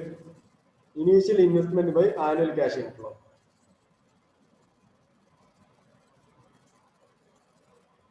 പേ ബാക്ക് പീരീഡ് 8 വർഷമാണ്. ഓക്കെ, ടോട്ടൽ പ്രൊജക്ടിന്റെ മെച്യൂരിറ്റി പീരീഡ് നമ്മൾ M എന്ന് എഴുതിക്കോട്ടെ. ഈ ഒരു പ്രൊജക്ട് 10 വർഷത്തേക്കുള്ളതാണ്. ഇനി നിങ്ങൾ തന്നെ പറയൂ, പേ ബാക്ക് പീരീഡിന് ശേഷം ഈ ഒരു പ്രൊജക്റ്റിൽ ബാക്കി റിമൈനിങ് എത്ര പീരീഡ് ഉണ്ട്? പേ ബാക്ക് പീരീഡിന് ശേഷം നമ്മുടെ പ്രൊജക്റ്റിൽ എത്ര പീരീഡ് ഉണ്ട്? ടോട്ടൽ മെച്യൂരിറ്റി പീരീഡ് 10 ആണ്. പേ ബാക്ക് പീരീഡ് ഓക്കെ 2 വർഷം. അപ്പൊ നമ്മളിവിടെ ഇതെല്ലാവർക്കും മനസ്സിലായല്ലോ അല്ലെ? 2. അപ്പൊ നമ്മൾ ഇവിടെ കണ്ടുപിടിച്ചു പോസ്റ്റ് പേ ബാക്ക് പീരീഡ് നമ്മൾ കണ്ടുപിടിച്ചു 2 ആണ്. നമ്മൾ ഇക്വേഷനായിട്ട് ചെയ്യുന്ന സമയത്ത് ഇക്വേഷനിലേക്ക് ഒന്നും പോകേണ്ടിയല്ല, കോൺസെപ്റ്റ് വെച്ച് പോയാൽ മതി. ഇക്വേഷനിലേക്ക് നിങ്ങൾ പോകണ്ട. അപ്പൊ പോസ്റ്റ് പേ ബാക്ക് പീരീഡ് നിങ്ങൾ കണ്ടുപിടിച്ചു. ഇനി അടുത്തത് കാണാൻ പോകുന്നത് പോസ്റ്റ് പേ ബാക്ക് പ്രോഫിറ്റബിലിറ്റി ആണ്. ഈ പോസ്റ്റ് പേ ബാക്ക് പീരീഡിൽ നിങ്ങൾക്ക് ക്യാഷ് ഇൻഫ്ലോ എത്ര, ടോട്ടൽ ക്യാഷ് ഇൻഫ്ലോ എത്രയാണ്? പേ ബാക്ക് പീരീഡിന് ശേഷമുള്ള ഈ 2 പീരീഡിൽ നിങ്ങൾക്ക് ടോട്ടൽ ആയിട്ട് എത്ര ക്യാഷ് ഇൻഫ്ലോ വരുന്നുണ്ട്? 8 വർഷമാണ് പേ ബാക്ക് പീരീഡ് എന്ന് പറഞ്ഞു. അതിന് ശേഷം 2 വർഷം ഉണ്ടെന്ന് പറഞ്ഞു. ആ 2 വർഷം കൂടി കൂട്ടിയിട്ട് എത്ര പ്രോഫിറ്റ് കിട്ടുന്നുണ്ട് നിങ്ങൾക്ക് കമ്പനിയിൽ നിന്ന്, ഈ ഒരു പ്രൊജക്റ്റിൽ നിന്ന്? ഓക്കെ, മോനിഷ പറഞ്ഞു 1 lakh. എല്ലാവർക്കും ഇത് തന്നെയല്ലേ? ഡൗട്ട് ഒന്നും ഇല്ലല്ലോ? ഈ ഒരു മെത്തേഡ് ഇങ്ങനെ പറഞ്ഞാൽ പോരെ? 1 lakh എല്ലാവർക്കും കിട്ടിയിട്ടുണ്ടല്ലേ? നമുക്കറിയാം പേ ബാക്ക് പീരീഡ് 8 ആണ്. 9ാമത്തെ പീരീഡ് നമുക്ക് 50,000 കിട്ടും. 10ാമത്തെ പീരീഡും 50,000 കിട്ടും. അപ്പൊ പോസ്റ്റ് പേ ബാക്ക് പ്രോഫിറ്റബിലിറ്റി എത്രയാണ്? 1 lakh. അപ്പൊ ഇത് 1 lakh. ഓക്കെ അല്ലേ എല്ലാവർക്കും? ബാക്കിയുള്ള ആളുകൾക്കും ഓക്കെ അല്ലേ? ഓക്കെ, ഈ മെത്തേഡ് പ്രശ്നമല്ലല്ലോ? ആർക്കും പ്രശ്നമല്ലല്ലോ? എന്തെങ്കിലും ഡൗട്ട് ഉണ്ടോ? ഓക്കെ, ക്ലിയർ ആയില്ല, പറയാം. പേ ബാക്ക് പീരീഡ് 8 ആണ്. പേ ബാക്ക് പീരീഡ് 8 എന്ന് വെച്ചാൽ ഈ ഒരു പ്രൊജക്റ്റിൽ ഇനി 8 ആണ് പേ ബാക്ക് പീരീഡ്. ഈ ഒരു പ്രൊജക്റ്റിൽ ഇനി 9ാമത്തെ പീരീഡ് ഉണ്ട്, 10ാമത്തെ പീരീഡ് ഉണ്ട്. അപ്പൊ പോസ്റ്റ് പേ ബാക്ക് പീരീഡ് എന്ന് വെച്ചാൽ പേ ബാക്ക് പീരീഡിന് ശേഷം എത്ര പീരീഡ് ഉണ്ട് എന്നാണ്. പേ ബാക്ക് പീരീഡിന് ശേഷം നമ്മുടെ പ്രൊജക്റ്റിൽ 2 വർഷം കൂടിയാണ്. 9 എന്ന് പറഞ്ഞ 1 വർഷവും 10 എന്ന് പറഞ്ഞ വർഷവും. അപ്പൊ total post pay back period 2 ആണെന്ന് എല്ലാവർക്കും മനസ്സിലായെന്ന് വിചാരിക്കുന്നു. ഓക്കെ, ഇതിന് ഷമീമക്ക് പോസ്റ്റ് പേ ബാക്ക് പീരീഡ് മനസ്സിലായല്ലോ അല്ലെ? പോസ്റ്റ് പേ ബാക്ക് പീരീഡ് അത് മനസ്സിലായിട്ടില്ലെങ്കിൽ ഇല്ല എന്ന് തന്നെ പറയാം, പ്രശ്നമല്ല. അത് മനസ്സിലായാലേ മറ്റേതൊക്കെ മനസ്സിലാവുകയുള്ളൂ. Yes, okay. ഈ പോസ്റ്റ് പേ ബാക്ക് പീരീഡ് ഉള്ള 2 വർഷത്തിൽ നമുക്ക് ആദ്യത്തെ വർഷം 50,000, എല്ലാ വർഷവും 50,000, ഇവിടെയും 50,000 കിട്ടും, ഇവിടെയും 50,000 കിട്ടും. ഓക്കെ, ഈ പോസ്റ്റ് പേ ബാക്ക് പീരീഡില് നമ്മുടെ ടോട്ടൽ പ്രോഫിറ്റബിലിറ്റി എത്രയാണ്? ഈ 50,000 പ്ലസ് ഈ 50,000 ഈസ് ഈക്വൽ ടു 1 lakh അല്ലേ? ഓക്കെ, ക്ലിയർ ആണെന്ന് വിചാരിക്കുന്നു. ഇനി post pay back profitability index ആണ്. Okay, post pay back profitability index എന്ന് വെച്ചാൽ പോസ്റ്റ് പേ ബാക്ക് പ്രോഫിറ്റബിലിറ്റി നമുക്കറിയാം. ഞാനിപ്പോ നിങ്ങൾ എല്ലാവരും പറഞ്ഞു 1 lakh ആണ്. ഈ 1 lakh ഇനീഷ്യൽ ഇൻവെസ്റ്റ്മെന്റിന്റെ എത്ര പെർസെന്റേജ് ആണ്? ഈ ഒരു 1 lakh ഇനീഷ്യൽ ഇൻവെസ്റ്റ്മെന്റ് ആയ 4 ലക്ഷത്തിന്റെ എത്ര പെർസെന്റേജ് ആണ്? 4 ലക്ഷത്തിന്റെ എത്ര പെർസെന്റേജ് ആണ് 1 lakh എന്ന് നിങ്ങളൊന്ന് പറയൂ. അത് വളരെ ഒരു ഈസി മെത്തേഡ് ഉണ്ട്. ഈസി മെത്തേഡ് നിങ്ങൾക്ക് ജസ്റ്റ് നിങ്ങൾ ഇങ്ങനെ ഒരു ക്വസ്റ്റ്യൻ വന്നാൽ 4 ലക്ഷത്തിന്റെ 10% എത്രയാണെന്ന് ആദ്യം നോക്കുക. 10% നോക്കണമെങ്കിൽ ജസ്റ്റ് ഒരു 0 ഒഴിവാക്കുക. ഓക്കെ, 4 ലക്ഷത്തിന്റെ 10% 40,000 ആണ്. അപ്പം 20% എത്രയായിരിക്കും? ഇതിന്റെ നേരെ ഡബിൾ 80,000 ആയിട്ടും 20%. ഇനി 1,00,000ത്തിലേക്ക് 20,000 കൂടി മതി. അപ്പം 20ന്റെ ഇതിന്റെ നേരെ പകുതി, 10ന്റെ നേരെ പകുതി 5% 20,000 ആയിരിക്കും ഉണ്ടാവുക. അപ്പോൾ 5% ഈ പെർസെന്റേജിലേക്ക് കൺവേർട്ട് ചെയ്യുന്നത് ഒരു ഷോർട്ട് കട്ടാണ് കേട്ടോ. ഇത് നിങ്ങൾ സാധാ ചെയ്യുമ്പോൾ ചെയ്താലും മതി. ഈ മെത്തേഡ് ഉപയോഗിക്കേണ്ടത് ഈ മെത്തേഡ് ഉപയോഗിക്കാം. 20,000. ഓക്കെ, അപ്പൊ ഇവിടെ 10, ഇവിടെയും 10, ഇവിടെ 5. അപ്പൊ ടോട്ടൽ 25%. ഓക്കെ ആണോ? 25% ഓക്കെ ആണോ എല്ലാവർക്കും? Post pay back profitability index 25. ഈ പെർസെന്റേജ് ഷോർട്ട് കട്ട് മനസ്സിലായെന്ന് വിചാരിക്കുന്നു. Post pay back profitability index 25%. ഇനി പേ ബാക്ക് റെസിപ്രോക്കൽ മെത്തേഡ് ഒന്നുമില്ല, വളരെ ഈസിയാണ് പേ back reciprocal method. Pay back period നമുക്ക് 8 ആണെങ്കിൽ പേ ബാക്ക് റെസിപ്രോക്കൽ മെത്തേഡ് എന്ന് വെച്ചാൽ ഇതിന്റെ നേരെ റെസിപ്രോക്കൽ എന്ന് വെച്ചാൽ നമ്മൾ നേരെ ന്യൂമറേറ്ററും ഡിനോമിനേറ്ററും ഇന്റർചേഞ്ച് ചെയ്യുന്നതിനാണ് റെസിപ്രോക്കൽ എന്ന് പറയാം. അപ്പൊ 8 എന്നുള്ളത് 8 എന്ന് പറഞ്ഞാൽ 8/1 ആണ് 8 എന്ന് പറഞ്ഞാൽ. അപ്പൊ ഇതിനെ നമ്മൾ നേരെ റെസിപ്രോക്കൽ എടുത്താൽ ഈ ഡിനോമിനേറ്ററുള്ള 1നെ നമ്മൾ ന്യൂമറേറ്ററിലേക്ക് ഇടും, ന്യൂമറേറ്ററിലെ 8നെ നേരെ ഡിനോമിനേറ്ററിലേക്ക് ഇടും. 1/8 into 100. 1/8 into 100 ചെയ്താൽ നിങ്ങൾക്ക് ആൻസർ കിട്ടും.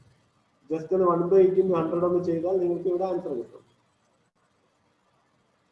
12.5.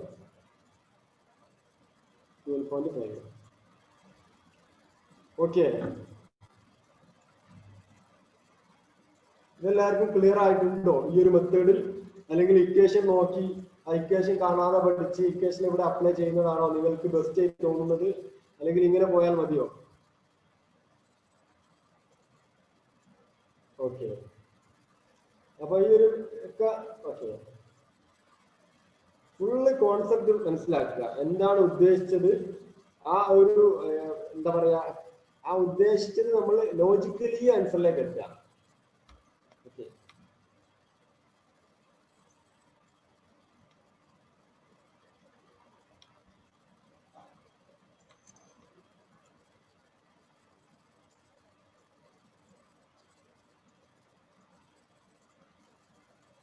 ഇനി നമ്മൾ പറയാൻ പോകുന്നതാണ് accounting rate of return or average rate of return.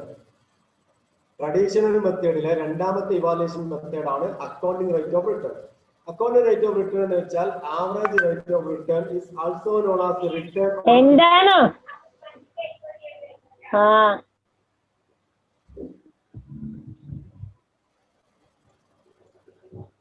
Okay, നിങ്ങൾ പാർട്ടിസിപ്പൻസ് ജസ്റ്റ് ശ്രദ്ധിക്കുക, നിങ്ങളുടേത് മ്യൂട്ട് ആണോ എന്നൊക്കെയുള്ളത് ജസ്റ്റ് ഒന്ന് നോക്കുക, എന്നിട്ട് പറയാം. ഓക്കെ,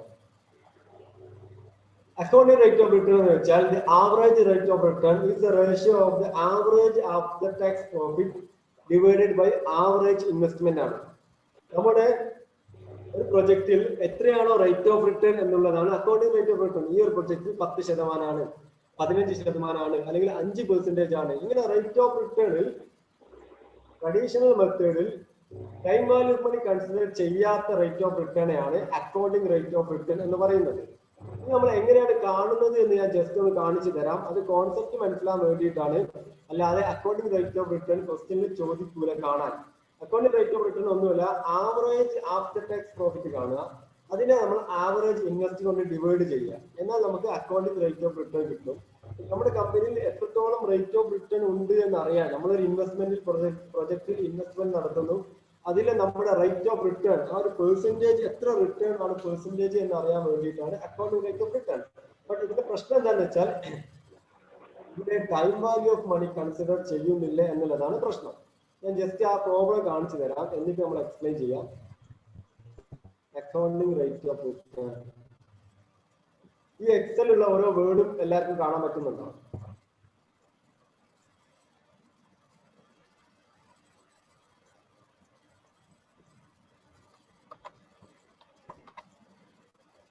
ഓക്കെ ഓക്കെ, ഈ ഒരു ക്വസ്റ്റ്യൻ ആണ്. ഒരു പ്രൊജക്ടിന്റെ കോസ്റ്റ് 40,000 ആണ്. ആ ഒരു പ്രൊജക്ടിന് earning before interest and tax 5 വർഷത്തേക്കുള്ള ഏർണിംഗ്സ് ആണ് 10,000, 12,000, 14,000, 16,000 and 20,000. ടാക്സ് റേറ്റ് 50% ആണ്. ഡിപ്രീസിയേഷൻ സ്ട്രൈറ്റ് ലൈൻ മെത്തേഡിലാണ് ഡിപ്രീസിയേഷൻ. ARR ക്വസ്റ്റ്യൻ ഒരിക്കലും ചോദിക്കൂല, കോൺസെപ്റ്റ് കിട്ടാൻ വേണ്ടിയിട്ടാണ് ക്വസ്റ്റ്യൻ ചെയ്യുന്നത്. ഓക്കെ, അപ്പൊ ആവറേജ് റേറ്റ് ഓഫ് റിട്ടേൺ നമുക്ക് കാണാം. ആദ്യത്തെ വർഷം 10,000, 12,000, 14,000, 16,000, 20,000. ഇവിടെ ഡിപ്രീസിയേഷൻ എത്രയാണെന്ന് നമുക്ക് ക്വസ്റ്റ്യൻ ഇത്രേ പറഞ്ഞിട്ടുള്ളൂ. ടോട്ടൽ 40,000 ആണ് ഇൻവെസ്റ്റ്മെന്റ് ചെയ്യുന്നത്, 5 വർഷത്തേക്കാണ്. അപ്പം 5 വർഷത്തേക്ക് 40,000 ഡിവൈഡ് ചെയ്താൽ 40,000 5 വർഷത്തേക്ക് ഡിവൈഡ് ചെയ്താൽ 5 വർഷത്തേക്ക് ഇൻവെസ്റ്റ്മെന്റ് ചെയ്താൽ ആ സ്ട്രൈറ്റ് ലൈൻ മെത്തേഡിൽ ഡിപ്രീസിയേഷൻ വരിക 8,000 ആയിരിക്കും. ഓക്കെ, 8,000 ആണ് ഡിപ്രീസിയേഷൻ വരിക. അപ്പൊ ഫിക്സ്ഡ് മെത്തേഡ് ആയതുകൊണ്ട് എല്ലാ വർഷവും 8,000 തന്നെ ആയിരിക്കും. ഞാൻ എല്ലാ വർഷവും 8,000 എഴുതുന്നു. 5 വർഷം കൊണ്ട് ഈ ഒരു പ്രൊജക്ട് എക്സ്പയർഡ് ആവും. ഒരു 40,000 ഇൻവെസ്റ്റ്മെന്റ് നടത്തുന്നു, ഓരോ വർഷവും കിട്ടുന്ന ഏർണിങ്സ് ഇവിടെ കാണിക്കുന്നു, അതിന്റെ ഡിപ്രീസിയേഷൻ നമ്മൾ കാണുന്നു. Then earning after depreciation, depreciation ശേഷം എത്ര ഏർണിങ്സ് ഉണ്ടെന്ന് നമ്മൾ കാണുന്നു. 10,000 മൈനസ് 8,000, 10,000 മൈനസ് 8,000, ഇങ്ങനെ ഓരോന്നും നമ്മൾ ചെയ്യുന്നു. ഞാനിങ്ങനെ ഡ്രാഗ് ചെയ്തോട്ടെ, നിങ്ങൾക്ക് മനസ്സിലാവുമെന്ന് വിചാരിക്കുന്നു. ഓക്കെ, അപ്പം ഡിപ്രീസിയേഷന് ശേഷമുള്ള പ്രോഫിറ്റ് നമ്മൾ കണ്ടു. ഇനി ടാക്സ് ജസ്റ്റ് ഒന്ന് 50% ആണ്. 2,000ന്റെ 50%, 2,000 ഇൻറ്റു 0.5 എന്ന് എഴുതുന്നതിന് പ്രശ്നമില്ലല്ലോ. ഓക്കെ, ഇങ്ങനെ 0.5 എന്ന് എഴുതുന്നത് ഞാൻ വീണ്ടും ഡ്രാഗ് ചെയ്യുന്നു. നമ്മളിവിടെ ടാക്സ് കാണുന്നു. ഇതിങ്ങനെ സ്പീഡിൽ പറയുന്നത് നിങ്ങൾ പ്രോബ്ലം ചോദിക്കില്ല, കോൺസെപ്റ്റ് കിട്ടാൻ വേണ്ടിയിട്ട് മാത്രമാണ്. ഇനി നമ്മൾ ആഫ്റ്റർ ടാക്സ് പ്രോഫിറ്റ് കാണുന്നു. ഏർണിംഗ് ആഫ്റ്റർ ഡിപ്രീസിയേഷൻ ശേഷമുള്ള ഏർണിങ്സ് മൈനസ് ടാക്സ് 50%. ഇങ്ങനെ നമ്മൾ കാണുന്ന സമയം ആഫ്റ്റർ ടാക്സിന് ശേഷമുള്ള പ്രോഫിറ്റ് 1,000, 2,000, 4,000, 6,000 ഇങ്ങനെ കിട്ടുന്നു. ഇതിന്റെ നമ്മൾ ആവറേജ് എടുക്കുന്നു. ഇതിന്റെ ആവറേജ് എങ്ങനെ എടുക്കുക? 6,000 പ്ലസ് നമ്മൾ ഇതെല്ലാം കൂടി ആഡ് ചെയ്യുന്നു. നിങ്ങൾക്ക് എല്ലാവർക്കും അറിയാം, ഡിവൈഡഡ് ബൈ 5 എടുക്കുന്നു അല്ലേ? ഡിവൈഡഡ് ബൈ 5 എടുക്കുന്നു.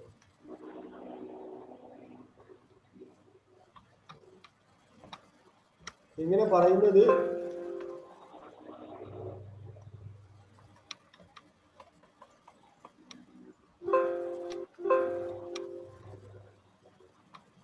കോൺസെപ്റ്റ് കിട്ടാൻ വേണ്ടിയിട്ടാണ്. 16,000 ഡിവൈഡഡ് ബൈ 5 എടുക്കുന്നു, 3,200 കിട്ടുന്നു. ഓക്കെ, ഇനി നമ്മൾ ആവറേജ് ആഫ്റ്റർ ടാക്സ് പ്രോഫിറ്റ് ഇപ്പൊ നമുക്ക് കിട്ടി. ഇനി ആവറേജ് ഇൻവെസ്റ്റ്മെന്റ്, നമ്മുടെ സ്റ്റാർട്ടിങ്ങിലെ ഇൻവെസ്റ്റ്മെന്റ് 40,000 ആണ്. അതിൽ നിന്ന് ഡിപ്രീസിയേഷൻ 8,000 കുറച്ചാൽ പിന്നെ ആ എൻഡ് ആവുന്ന സമയത്തുള്ള ഇൻവെസ്റ്റ്മെന്റ് 22,000 ആണ്. ഇതിന്റെ രണ്ടിന്റെയും ആവറേജ് എടുക്കുന്നു. ഇങ്ങനെ നമ്മൾ ആവറേജ് ഇൻവെസ്റ്റ്മെന്റ് കാണുന്നു. ARR എന്ന് വെച്ചാൽ profit divided by average investment into 100.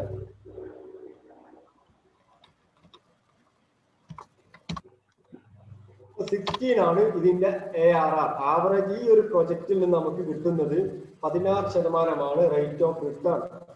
ഇവിടെ മനസ്സിലാക്കേണ്ടത് ARR എന്ന് പറയുന്ന കോൺസെപ്റ്റ് ഇത്രേ മനസ്സിലാക്കേണ്ടേ ഉള്ളൂ.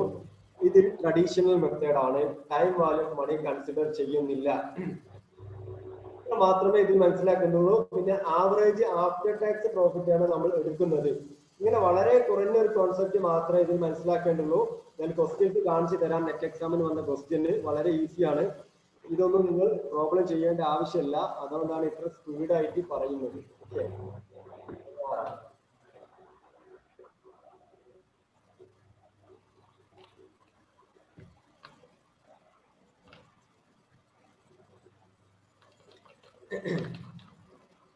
ഇനി കുറച്ച് അസംഷൻ നിങ്ങൾക്ക് നോക്കാം. ഞാനിപ്പോ പറഞ്ഞതാണ്, നമ്മൾ ക്യാഷ് ഫ്ലോ അല്ല എടുക്കുന്നത്, അക്കൗണ്ടിങ് പ്രോഫിറ്റ് ആണ്. കാരണം ഡിപ്രീസിയേഷൻ കുറച്ചു, ആഫ്റ്റർ ടാക്സ് പ്രോഫിറ്റ് ആണ് എടുക്കുന്നത്.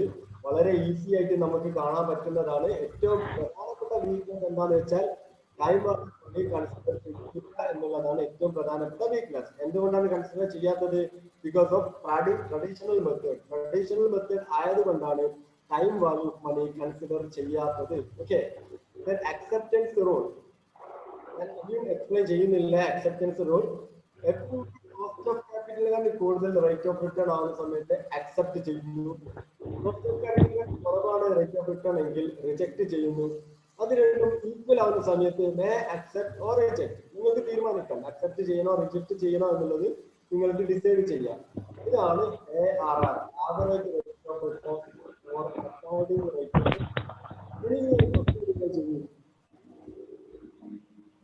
ഡിസംബർ 2019 ചോദിച്ച ചോദ്യമാണ്. അപ്പോൾ വളരെ ബേസിക് ആണ് കാര്യം. നല്ലപോലെ വായിച്ചിട്ട് ആൻസർ പറയാം.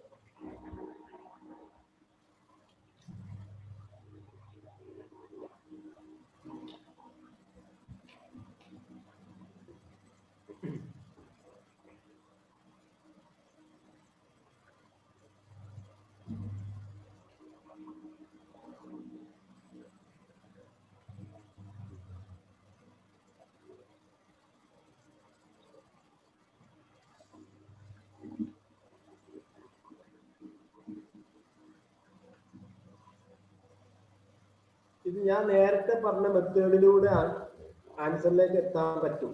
ഓക്കെ, നിങ്ങൾക്ക് ആ ഒരു മെത്തേഡിലൂടെ നിങ്ങൾക്ക് അറിയാതെ ഏതെങ്കിലും ഇതിലുണ്ടെങ്കിൽ പ്രശ്നമല്ല. ഞാൻ നേരത്തെ പറഞ്ഞ മെത്തേഡിലൂടെ ആൻസർ എത്താൻ പറ്റും.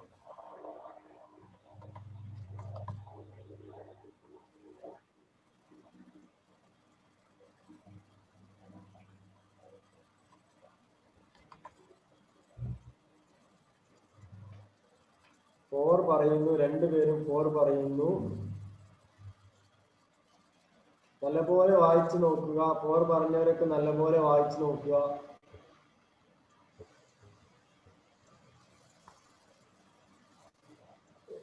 രഹ്ന സാലിം ക്വസ്റ്റ്യൻസ് തരാം. രാഗി ക്വസ്റ്റ്യൻസ് കാണുന്നില്ല ഇതില് സ്ലൈഡില്, അല്ലെങ്കിൽ സ്ലൈഡ് കാണുന്നുണ്ടല്ലോ എല്ലാവരും? പറഞ്ഞു. ഓക്കെ, രഹ്ന സാലിം ഓക്കെ, 3 പറഞ്ഞു. Okay okay okay okay. ഇത് നേരത്തെ പറഞ്ഞ മെത്തേഡിലൂടെ ആൻസർ എക്സ്പ്ലെയിൻ ചെയ്യണം എന്നുണ്ടെങ്കിൽ നിങ്ങൾ ജസ്റ്റ് ഒന്ന് പറയാ. മനസ്സിലായിട്ടുണ്ടെങ്കിൽ നിങ്ങൾ മനസ്സിലായി എന്ന് പറഞ്ഞാലും മതി. ആൻസറിലേക്ക് കണക്ട് ചെയ്യാൻ പറ്റുന്നുണ്ടെങ്കിൽ ജസ്റ്റ് ഒന്ന് പറഞ്ഞാൽ മതി. കണക്ട് ചെയ്യാൻ പറ്റുമെന്ന് പറഞ്ഞാൽ മതി.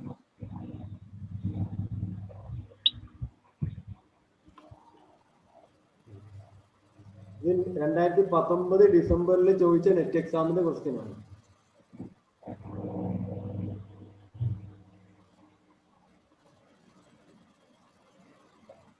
ഓക്കെ, ഇത് എക്സ്പ്ലെയിൻ ചെയ്യേണ്ട ആവശ്യമില്ലല്ലോ, എല്ലാവർക്കും അറിയാലോ അല്ലെ? അപ്പൊ ഇങ്ങനെയാണ് ക്വസ്റ്റ്യൻസ് ചോദിക്കുക.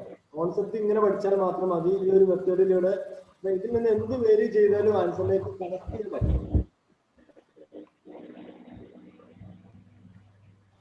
ഓക്കെ, എക്സ്പ്ലെയിൻ ചെയ്യേണ്ട ആവശ്യമുണ്ടോ ഈ ക്വസ്റ്റ്യനിൽ? ജസ്റ്റ് പറയാം. ഒന്ന് രണ്ട് ആളുകൾ കൂടി ചാറ്റ് ബോക്സിൽ പറയാം. എന്നാൽ പിന്നെ എനിക്ക് അടുത്തതിലേക്ക് മൂവ് ചെയ്യാം.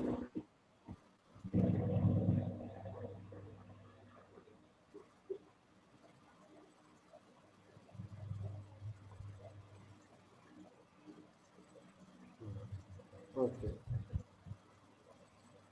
Okay okay okay clear. Accounting rate of return ഒരിക്കലും time value of money consider ചെയ്യുന്നില്ല.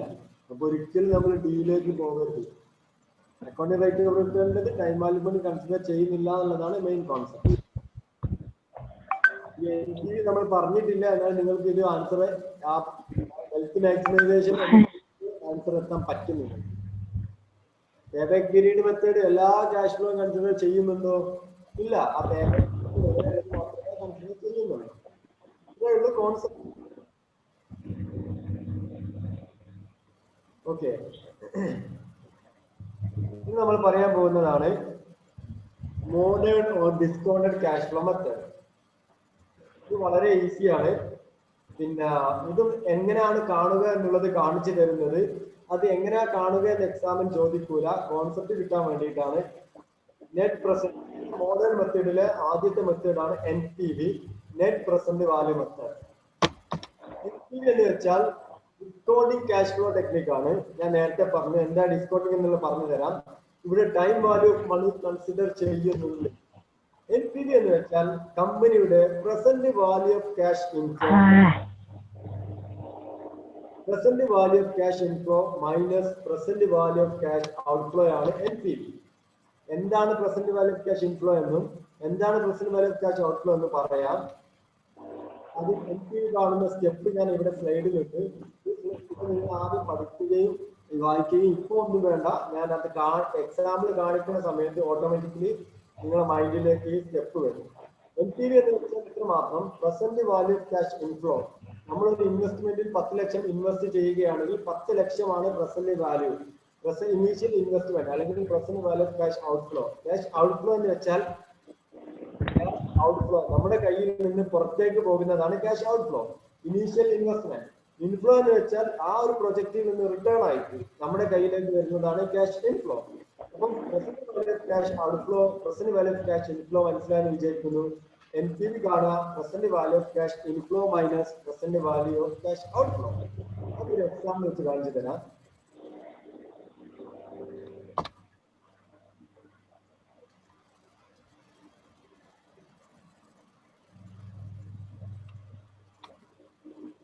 ഈ എക്സൽ എല്ലാവരും കാണുന്നുണ്ടല്ലേ? ഈ എക്സൽ ക്വസ്റ്റ്യൻ എല്ലാവർക്കും വായിക്കാൻ പറ്റുന്നുണ്ടെന്ന് വിചാരിക്കുന്നു. ഈ എക്സൽ കാണുന്നുണ്ട് എന്നുള്ളത് ജസ്റ്റ് ഏതെങ്കിലും ഒരാൾ മാത്രം മെസ്സേജ് അയച്ചാൽ മതി. Yes, okay. ഒരു പ്രൊജക്ട്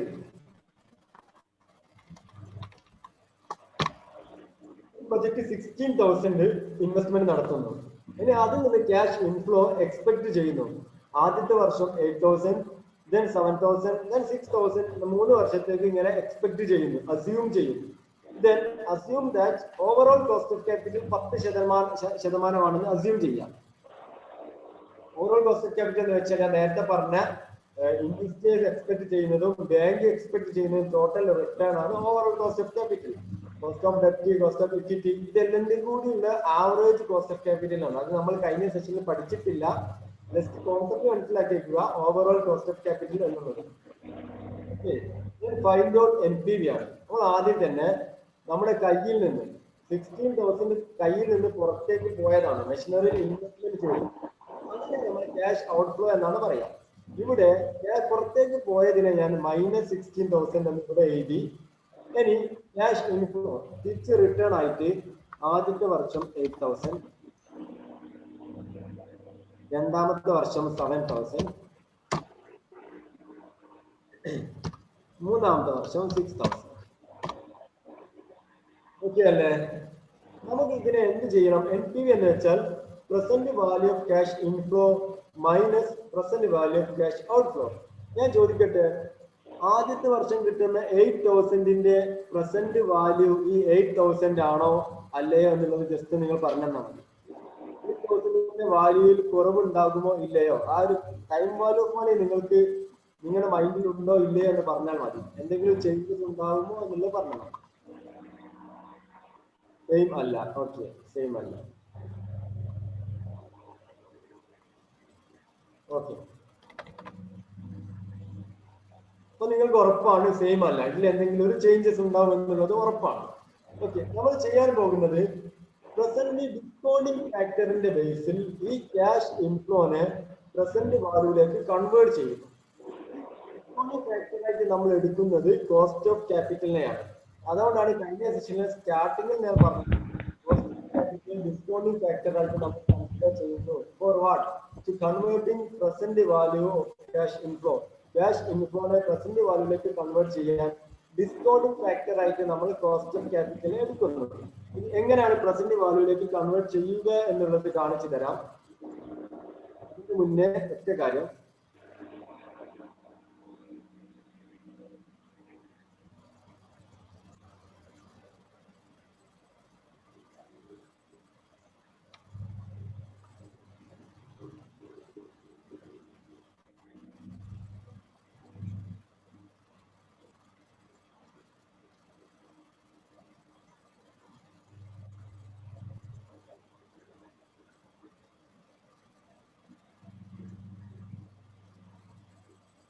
ഇതിലൊരു എഴുതിയൊരു കാര്യം കാണിച്ചു തരാം.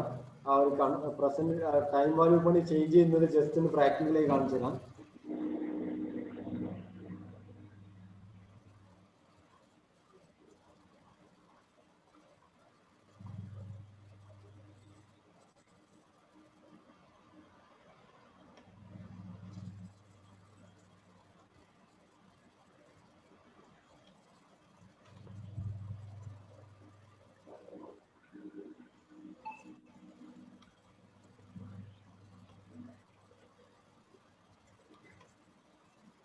ജസ്റ്റ് നിങ്ങൾ ബാങ്കിൽ ഒരു 10,000 ഇൻവെസ്റ്റ്മെന്റ് നടത്തി.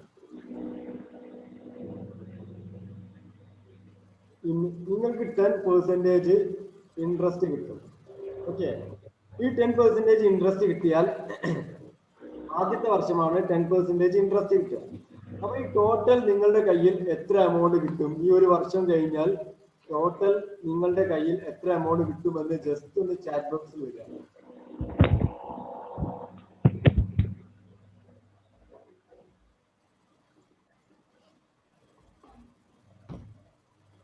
ജസ്റ്റ് ഒന്ന് ടോട്ടൽ എമൗണ്ട് ഒന്ന് പറയാം എല്ലാവരും. ഏതെങ്കിലും രണ്ടാളുകൾ പറഞ്ഞാൽ മതി. ജസ്റ്റ് ഒരു ഇന്ററാക്ഷന് വേണ്ടിയിട്ടാണ് ഇങ്ങനെ ഇത്രയും സിമ്പിൾ ആയിട്ട് ചോദിക്കുന്നത്. ഒരു കോൺസെപ്റ്റ് ഡെവലപ്പ് ചെയ്യാൻ വേണ്ടിയിട്ടാണ്. നിങ്ങളുടെ അടുത്ത് നിന്ന് തന്നെ ഒരു കോൺസെപ്റ്റ് ഡെവലപ്പ് ചെയ്യാൻ വേണ്ടിയിട്ടാണ് ചോദിക്കുന്നത്.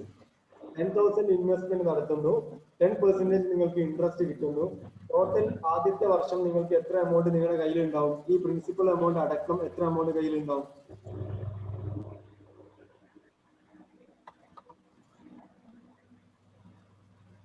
ഓക്കെ, 11,000.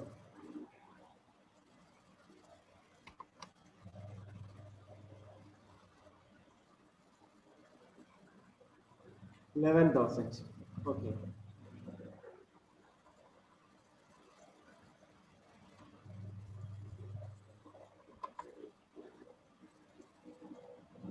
ഓക്കെ. ഈ 11,000 നിങ്ങൾക്ക് കിട്ടിയത് ഒരു പക്ഷേ നിങ്ങൾ ചെയ്തിട്ടുണ്ടാവുക 10,000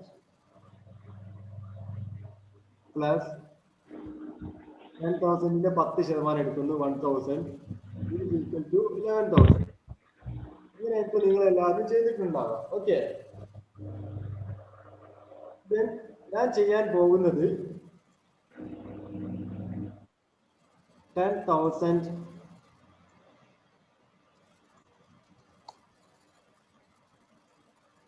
ചെയ്യാൻ പോകുന്നത് 10,000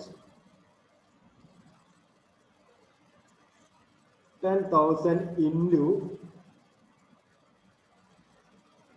1 plus 0.1. ഈ 10%ന് ഞാൻ 0.1 എന്ന് എഴുതിക്കോട്ടെ. Okay, is equal to 10,000 into 1.1. ഇതൊന്ന് ചെയ്ത് നോക്കിയിട്ട് എത്രയാണ് ആൻസർ എന്ന് കിട്ടുന്നതെന്ന് പറയോ ഏതെങ്കിലും ഒരാൾ? 10,000 into 1.1 എന്നുള്ളത് എത്രയാണ് ആൻസർ കിട്ടുന്നത് എന്നൊന്ന് പറയോ?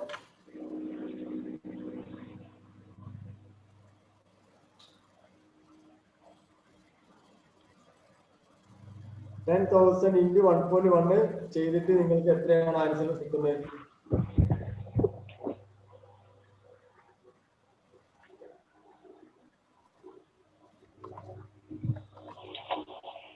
സെയിം 11,000. ഓക്കെ, ഒരുപാട് ഓപ്പൺ ആയിട്ട് നിങ്ങളുടെ മെസ്സേജ് പെട്ടെന്ന് കാണാൻ പറ്റുന്നില്ല, അതുകൊണ്ടാണ് ഞാൻ പറഞ്ഞത്. ഈ 10,000ന്റെ പ്രസന്റ് വാല്യൂ ആയ 10,000ന്റെ പ്രസന്റ് വാല്യൂ ആയ 10,000ന്റെ ഫ്യൂച്ചർ വാല്യൂ ആണ് നിങ്ങൾ ഇപ്പോൾ കണ്ടത്. 10,000ന്റെ ഫ്യൂച്ചർ വാല്യൂ 11,000. ഇനി ഈ 11,000ന്റെ പ്രസന്റ് വാല്യൂ ഞാൻ ജസ്റ്റ് ഒന്ന് ഇക്വേഷൻ കാണിച്ചു തരാം. ഈ 11,000 ആണ്, ഇത് നിങ്ങളുടെ പ്രസന്റ് വാല്യൂ, ഇത് ഫ്യൂച്ചർ വാല്യൂ. ഫ്യൂച്ചർ വാല്യൂ നിങ്ങൾ ഇക്വേഷൻ വെച്ചിട്ട് കണ്ടു. പ്രസന്റ് വാല്യൂ ഇൻറ്റു 1 പ്ലസ് ആ ഒരു പെർസെന്റേജ്, ഇൻട്രസ്റ്റിന്റെ പെർസെന്റേജ് കണ്ടപ്പോൾ നിങ്ങൾക്ക് ഫ്യൂച്ചർ വാല്യൂ കിട്ടി. ഇനി ഫ്യൂച്ചർ വാല്യൂവിൽ നിന്ന് ഈ പ്രസന്റ് വാല്യൂയിലേക്ക് ഞാൻ കൺവേർട്ട് ചെയ്യാൻ പോവുകയാണ്. എക്സാമ്പിൾ മാത്രം മതി. 11,000 ഡിവൈഡഡ് ബൈ 1.1. ആദ്യത്തെ വർഷമായതുകൊണ്ട് ഇവിടെ ഒരു റൈസ്ഡ് 1 ഉണ്ട്. ആ റൈസ്ഡ് ഇതൊന്ന് നിങ്ങളൊന്ന് ചെയ്യോ. 11,000 ഡിവൈഡഡ് ബൈ 1.1. 1.1 എന്ന് വെച്ചാൽ 1 പ്ലസ് 10%. 10% ഞാൻ 0.1 ആയി എടുത്തു. അങ്ങനെ 1.1 ആയി. ഇതിന്റെ ആൻസർ നിങ്ങൾക്ക് എത്ര കിട്ടുന്നത്? വാല്യൂവിനെ ഞാൻ പ്രസന്റ് വാല്യൂയിലേക്ക് കൺവേർട്ട് ചെയ്യാം. ആൻസർ നിങ്ങൾക്ക് എത്ര കിട്ടുന്നതെന്ന് ജസ്റ്റ് ഒന്ന് പറയാം. കാൽക്കുലേറ്ററിൽ പറഞ്ഞോ? യെസ്, സെയിം 10,000 ആണല്ലോ കിട്ടുന്നത്. ഫ്യൂച്ചർ വാല്യൂവിനെ പ്രസന്റ് വാല്യൂയിലേക്ക് നിങ്ങൾ ഇപ്പോൾ ചെയ്തത് ഫ്യൂച്ചർ വാല്യൂവിനെ പ്രസന്റ് വാല്യൂയിലേക്ക് കൺവേർട്ട് ചെയ്തു. ഇത് കൺവേർട്ട് ചെയ്യാൻ നിങ്ങൾ ഉപയോഗിച്ച ഇക്വേഷൻ എന്താന്ന് വെച്ചാൽ ഫ്യൂച്ചർ വാല്യൂ ഫ്യൂച്ചർ സോറി, നമ്മളിപ്പോൾ ചെയ്തത് future value divided by plus എത്രയാണോ നമ്മുടെ കോസ്റ്റ് ഓഫ് ക്യാപിറ്റൽ, എത്രയാണോ നമ്മുടെ ഇൻട്രസ്റ്റ്, ആ ഒരു റേറ്റ് ഓഫ് റിട്ടേൺ നമ്മൾ ഡെസിമലായി കൺവേർട്ട് ചെയ്തു. ഓക്കെ, ആദ്യത്തെ വർഷം ആയതുകൊണ്ട് നമ്മൾ 1:1 ഈക്വൽ ആയിരിക്കും ഉണ്ടാവുക. ഇതാണ് ഇക്വേഷൻ. ഈ ഇക്വേഷൻ ഞാൻ ഇവിടേക്ക് അപ്ലൈ ചെയ്യാൻ പോവുകയാണ്. ആദ്യത്തെ വർഷം നമുക്ക് 8,000 ആണ് കിട്ടുന്നത്. ഈ 8,000 ഞാൻ പ്രസന്റ് വാല്യൂയിലേക്ക് കൺവേർട്ട് ചെയ്യാൻ പോവുകയാണ്.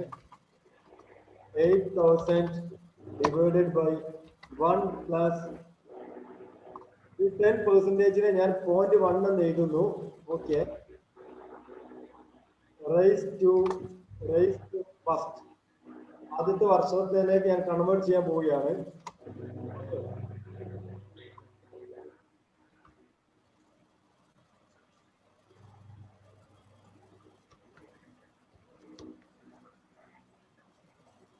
One minute. 8,000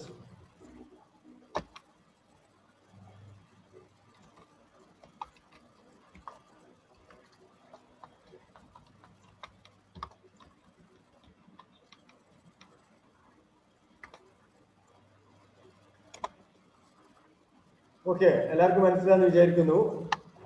8,000 ഈ 8,000 ഡിവൈഡഡ് ബൈ 1 പ്ലസ് 10% ഉള്ളത് 1.1 എന്ന് എഴുതുന്നു. 1.1 നമ്മൾ നേരത്തെ ചെയ്ത പോലെ തന്നെ ആദ്യത്തെ വർഷം എന്നുള്ളത് റൈസ് ടു എന്നിട്ടിട്ട് ഇവിടെ സ്ക്വയർ ഇട്ടിട്ട് നമ്മൾ ആദ്യത്തെ വർഷം ഇവിടെ ചെയ്യുന്നു. അപ്പൊ നമുക്ക് 8,000 പ്രസന്റ് വാല്യൂ, അടുത്ത വർഷം കിട്ടുന്ന 8,000 ഇന്നത്തെ വാല്യൂ 7272 ആണ്.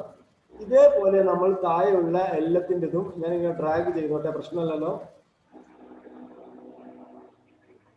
നമ്മുടെ ഇക്വേഷൻ ഈസ് ഈക്വൽ ടു, വീണ്ടും ഞാൻ 7,000 ഇങ്ങനെ തന്നെ ചെയ്യുന്നു. 7,000 ഡിവൈഡഡ് ബൈ 1.1 റൈസ് ടു 2. രണ്ടാമത്തെ വർഷത്തിൽ നിന്ന് ഈ ഒരു വർഷത്തിലേക്ക് കൺവേർട്ട് ചെയ്യുന്നു.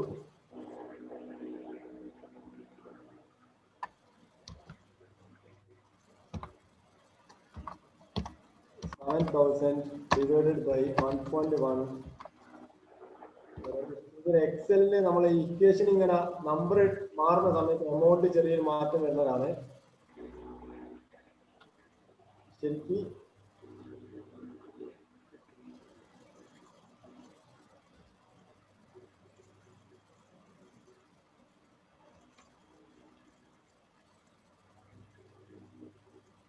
ഡെസിമല് നമ്പർ മാറുന്നത് യഥാർത്ഥത്തിൽ നമ്മൾ എക്സലിൽ കൺവേർട്ട് ചെയ്യുന്ന സമയത്ത് നമ്പറിലേക്കും സെറ്റിംഗ്സ് മാറിപ്പോയതാണ്. ഒരു മിനിറ്റ്, നിങ്ങൾ ജസ്റ്റ് 2 മിനിറ്റ് ഒന്ന് വെയിറ്റ് ചെയ്താൽ മതി. ഓക്കെ, ഈ സെല്ലിന്റെ ഒരു പ്രശ്നമാണ്. നിങ്ങൾ ഇവിടേക്ക് ജസ്റ്റ് ഒന്ന് ഇവിടെ കാണിച്ചു തരാം. നമ്മൾ നേരത്തെ ചെയ്ത അതേ മെത്തേഡിൽ തന്നെയാണ്. ഈ ഒരു 7,000 നമ്മൾ പ്രസന്റ് വാല്യൂയിലേക്ക് കൺവേർട്ട് ചെയ്തതാണ്. 10% ഡിസ്കൗണ്ട് ഫാക്ടറാക്കി എടുത്തിട്ട് ഈ 7,000 നമ്മൾ പ്രസന്റ് വാല്യൂയിലേക്ക് കൺവേർട്ട് ചെയ്തതാണ്. ഓക്കെ, അതെങ്ങനെയാണ് ചെയ്തത്? Cash inflow divided by 1 plus 10% raised to 2. ഈ പ്രസന്റ് വാല്യൂയിലേക്ക് കൺവേർട്ട് ചെയ്തതാണ്. 10%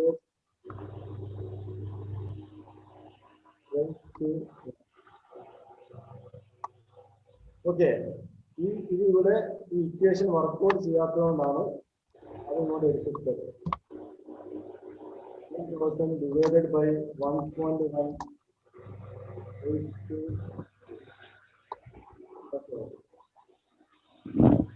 6,000 നമ്മൾ വീണ്ടും പ്രസന്റ് വാല്യൂയിലേക്ക് കൺവേർട്ട് ചെയ്യുന്നു.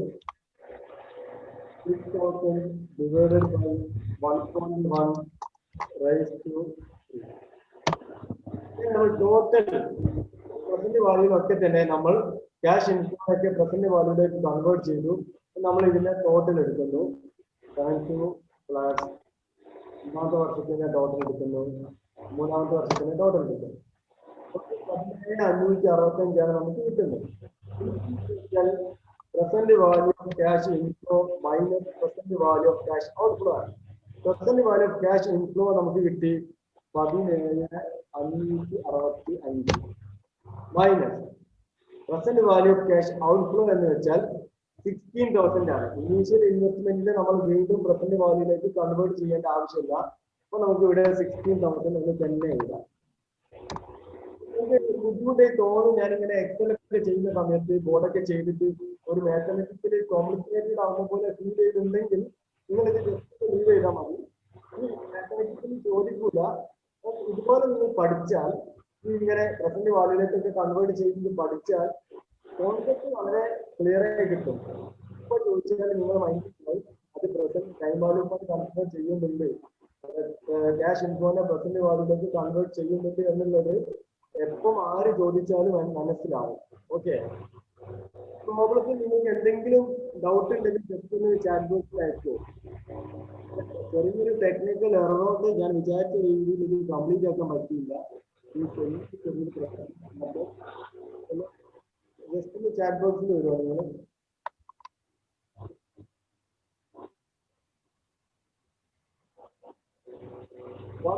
ഞാൻ നേരത്തെ പറഞ്ഞല്ലോ, നമ്മൾ മാത്തമെറ്റിക്കലി നമ്മൾ 10,000 നിങ്ങൾ 10% അടുത്ത വർഷം 10% എത്ര കിട്ടാൻ ചോദിച്ചപ്പോൾ ഞാൻ ചെയ്ത ഇക്വേഷൻ കണ്ടില്ലേ? ഇവിടെ ഞാൻ അതിനാണ് ആ 1 നിങ്ങൾക്ക് കാണിച്ചത്. ഇത് മാത്തമെറ്റിക്കൽ ഇക്വേഷൻ ആണ്. 10,000 ഇൻറ്റു 1.1 കിട്ടിയപ്പോൾ നമുക്ക് 11,000 കിട്ടിയല്ലോ. വീണ്ടും നമ്മൾ പ്രസന്റ് വാല്യൂയിലേക്ക് ഡിവൈഡ് ചെയ്യാൻ നമ്മൾ 1.1 ഡിവൈഡ് ചെയ്തു. ഓക്കെ, അപ്പം അതാണ് 1 എന്നുള്ളത്. അത് മാത്തമെറ്റിക്കലി കൺവേർട്ട് ചെയ്യാനുള്ള ഇക്വേഷൻ ആണ്. ഇക്വേഷൻ ഡിവൈഡ് ചെയ്ത് പഠിക്കുമ്പോൾ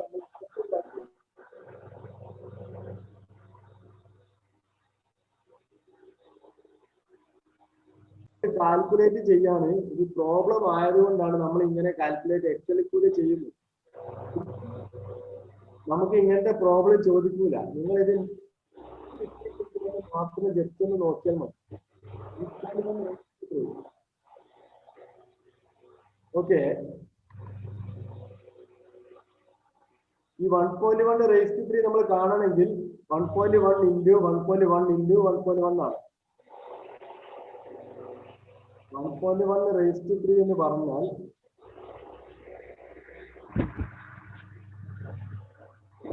1.1 റേസ് ടു 3 മാത്രം പറഞ്ഞാൽ യഥാർത്ഥത്തിൽ 1.1 ഇൻറ്റു 1.1 ഇൻറ്റു 1.1 ആണ്. ഓക്കെ, ഇത് നമ്മൾക്ക് ഒറ്റയടിക്ക് നമുക്ക് കാണാൻ പറ്റില്ല. കാരണം നമുക്ക് എന്ത് കാൽക്കുലേറ്റർ ഇല്ലാതെ അല്ലെങ്കിൽ സാധാ മൾട്ടിപ്ലൈ ചെയ്യുന്ന പോലെ ചെയ്യേണ്ടി വരും. ഇങ്ങനത്തെ ഒരു കാര്യം നമുക്ക്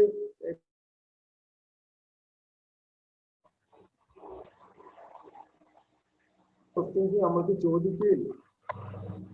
ഓക്കെ, ഈ കോൺസെപ്റ്റ് ഇത്രയേ ഉള്ളൂ.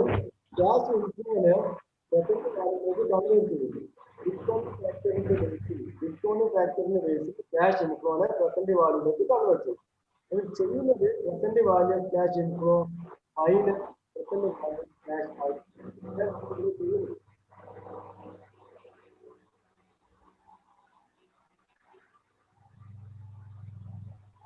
Okay,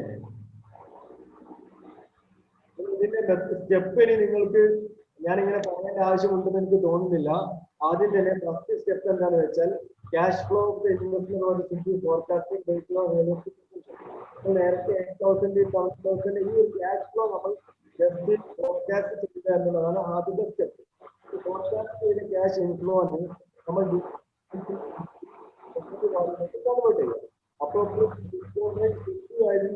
discount forecasted cash flow discount identify ചെയ്യുക എങ്ങനെയാണ്?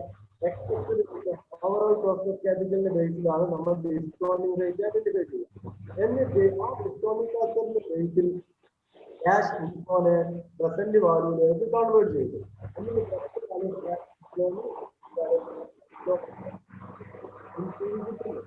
ഈ ഒരു സ്റ്റെപ്പ് അറേഞ്ച്മെന്റ് ചെയ്യാനുള്ള കോഡ് ചോദിച്ചാൽ മനസ്സിലാവണം. ഈ പ്രോബ്ലം ചെയ്യുന്നത് എങ്ങനെ എന്നുള്ളത് ജസ്റ്റ് ഒന്ന് കണ്ടാൽ മാത്രമേ കോൺസെപ്റ്റ് കിട്ടാൻ വേണ്ടിയിട്ടാണ് ഈ ഒരു പ്രോബ്ലം ചെയ്ത് കാണിച്ച് തന്നത്.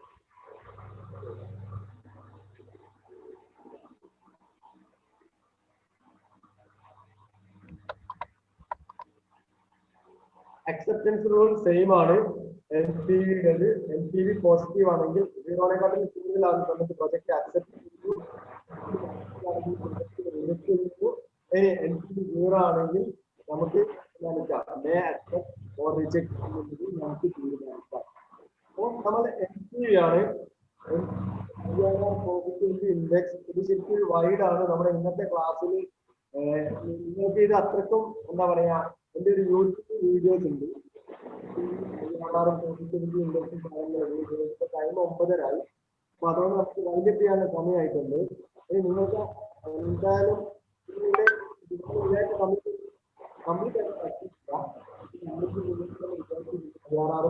ഇൻഡെക്സും പിന്നെ ഇത് കമ്പയർ ചെയ്തിട്ട് മിനിമം IRR NPV തുടങ്ങുമ്പോൾ പ്രോഫിറ്റബിൾ ഇൻഡെക്സ് ആ ഒരു റേഷ്യോ അത് നിങ്ങൾക്ക് മനസ്സിലാവണമെങ്കിൽ അരമണിക്കൂർ കൊണ്ടും അത് തീരൂല. കുറച്ചുകൂടി ഒരു വൈഡ് ആണത്. എൻ്റെ ഒരു പ്രോബ്ലം എനിക്ക് തോന്നുന്നു സമയം കൊണ്ട് ഞാൻ പറയാൻ ശ്രമിച്ചാൽ നടക്കില്ല. വളരെ റെഗുലർ ആയിട്ടുള്ള രീതിയിൽ സ്റ്റെപ്പ് ബൈ സ്റ്റെപ്പ് ആയിട്ട് പറഞ്ഞ് പ്രാക്ടീസ് ചെയ്താൽ മാത്രമേ നിങ്ങൾക്ക് നല്ല ക്ലാരിറ്റി മനസ്സിലാവുള്ളൂ. ഏതായാലും IRR പ്രോഫിറ്റബിൾ ഇൻഡെക്സ് നമ്മുടെ മിനി കോഴ്സിന്റെ ഗ്രൂപ്പിലേക്ക് യൂട്യൂബിന്റെ ലിങ്ക് ഞാൻ അയക്കും. ആ യൂട്യൂബിൽ ഈ ഒരു 3 നല്ല രീതിയിൽ നിങ്ങൾക്ക് മനസ്സിലാവും. പിന്നെ ഈ ഒരു സെഷനിന്റെ നാളെ അക്കൗണ്ടൻസി ആണ് സബ്ജക്ട്. അക്കൗണ്ടൻസി പാർട്ണർഷിപ്പ് മാനേജ്മെന്റ് അക്കൗണ്ടിന്റെ അത് ഒന്നാണ് എടുക്കുന്നത്. വേറൊരു പ്രാക്ടീസ് മിനി കോഴ്സ് കംപ്ലീറ്റ് ആവും. നമ്മൾ ഇത്ര ഉദ്ദേശിച്ചുള്ളൂ ജസ്റ്റ് നിങ്ങളൊന്ന് ഇൻട്രൊഡ്യൂസ് ചെയ്യാം. നമ്മൾ എടുക്കുന്ന ക്ലാസ് സബ്ജക്ട് നിങ്ങൾ ഇൻട്രൊഡ്യൂസ് ചെയ്യുക എന്ന് മാത്രമാണ് ഉദ്ദേശിച്ചത്. നിങ്ങളേക്ക് അത്രയ്ക്കും എഫക്റ്റീവായ ടൈമാണ് ഇവിടെ ഉള്ളത്. അപ്പോൾ നിങ്ങൾക്ക് ജസ്റ്റ് മെസ്സേജ് എത്തുക, പേഴ്സണലി അല്ലെങ്കിൽ ഇതിലോ മെസ്സേജ് അയച്ചാൽ മതി. അതാണ് നിങ്ങളുടെയൊക്കെ അത്രയും വിലപ്പെട്ട ടൈമാണിത്. അപ്പം അതുകൊണ്ട് നിങ്ങൾക്ക് കൺസെപ്റ്റ് കിട്ടിയിട്ടുണ്ടാവും എന്ന് വിചാരിക്കുന്നു. Okay, thank you.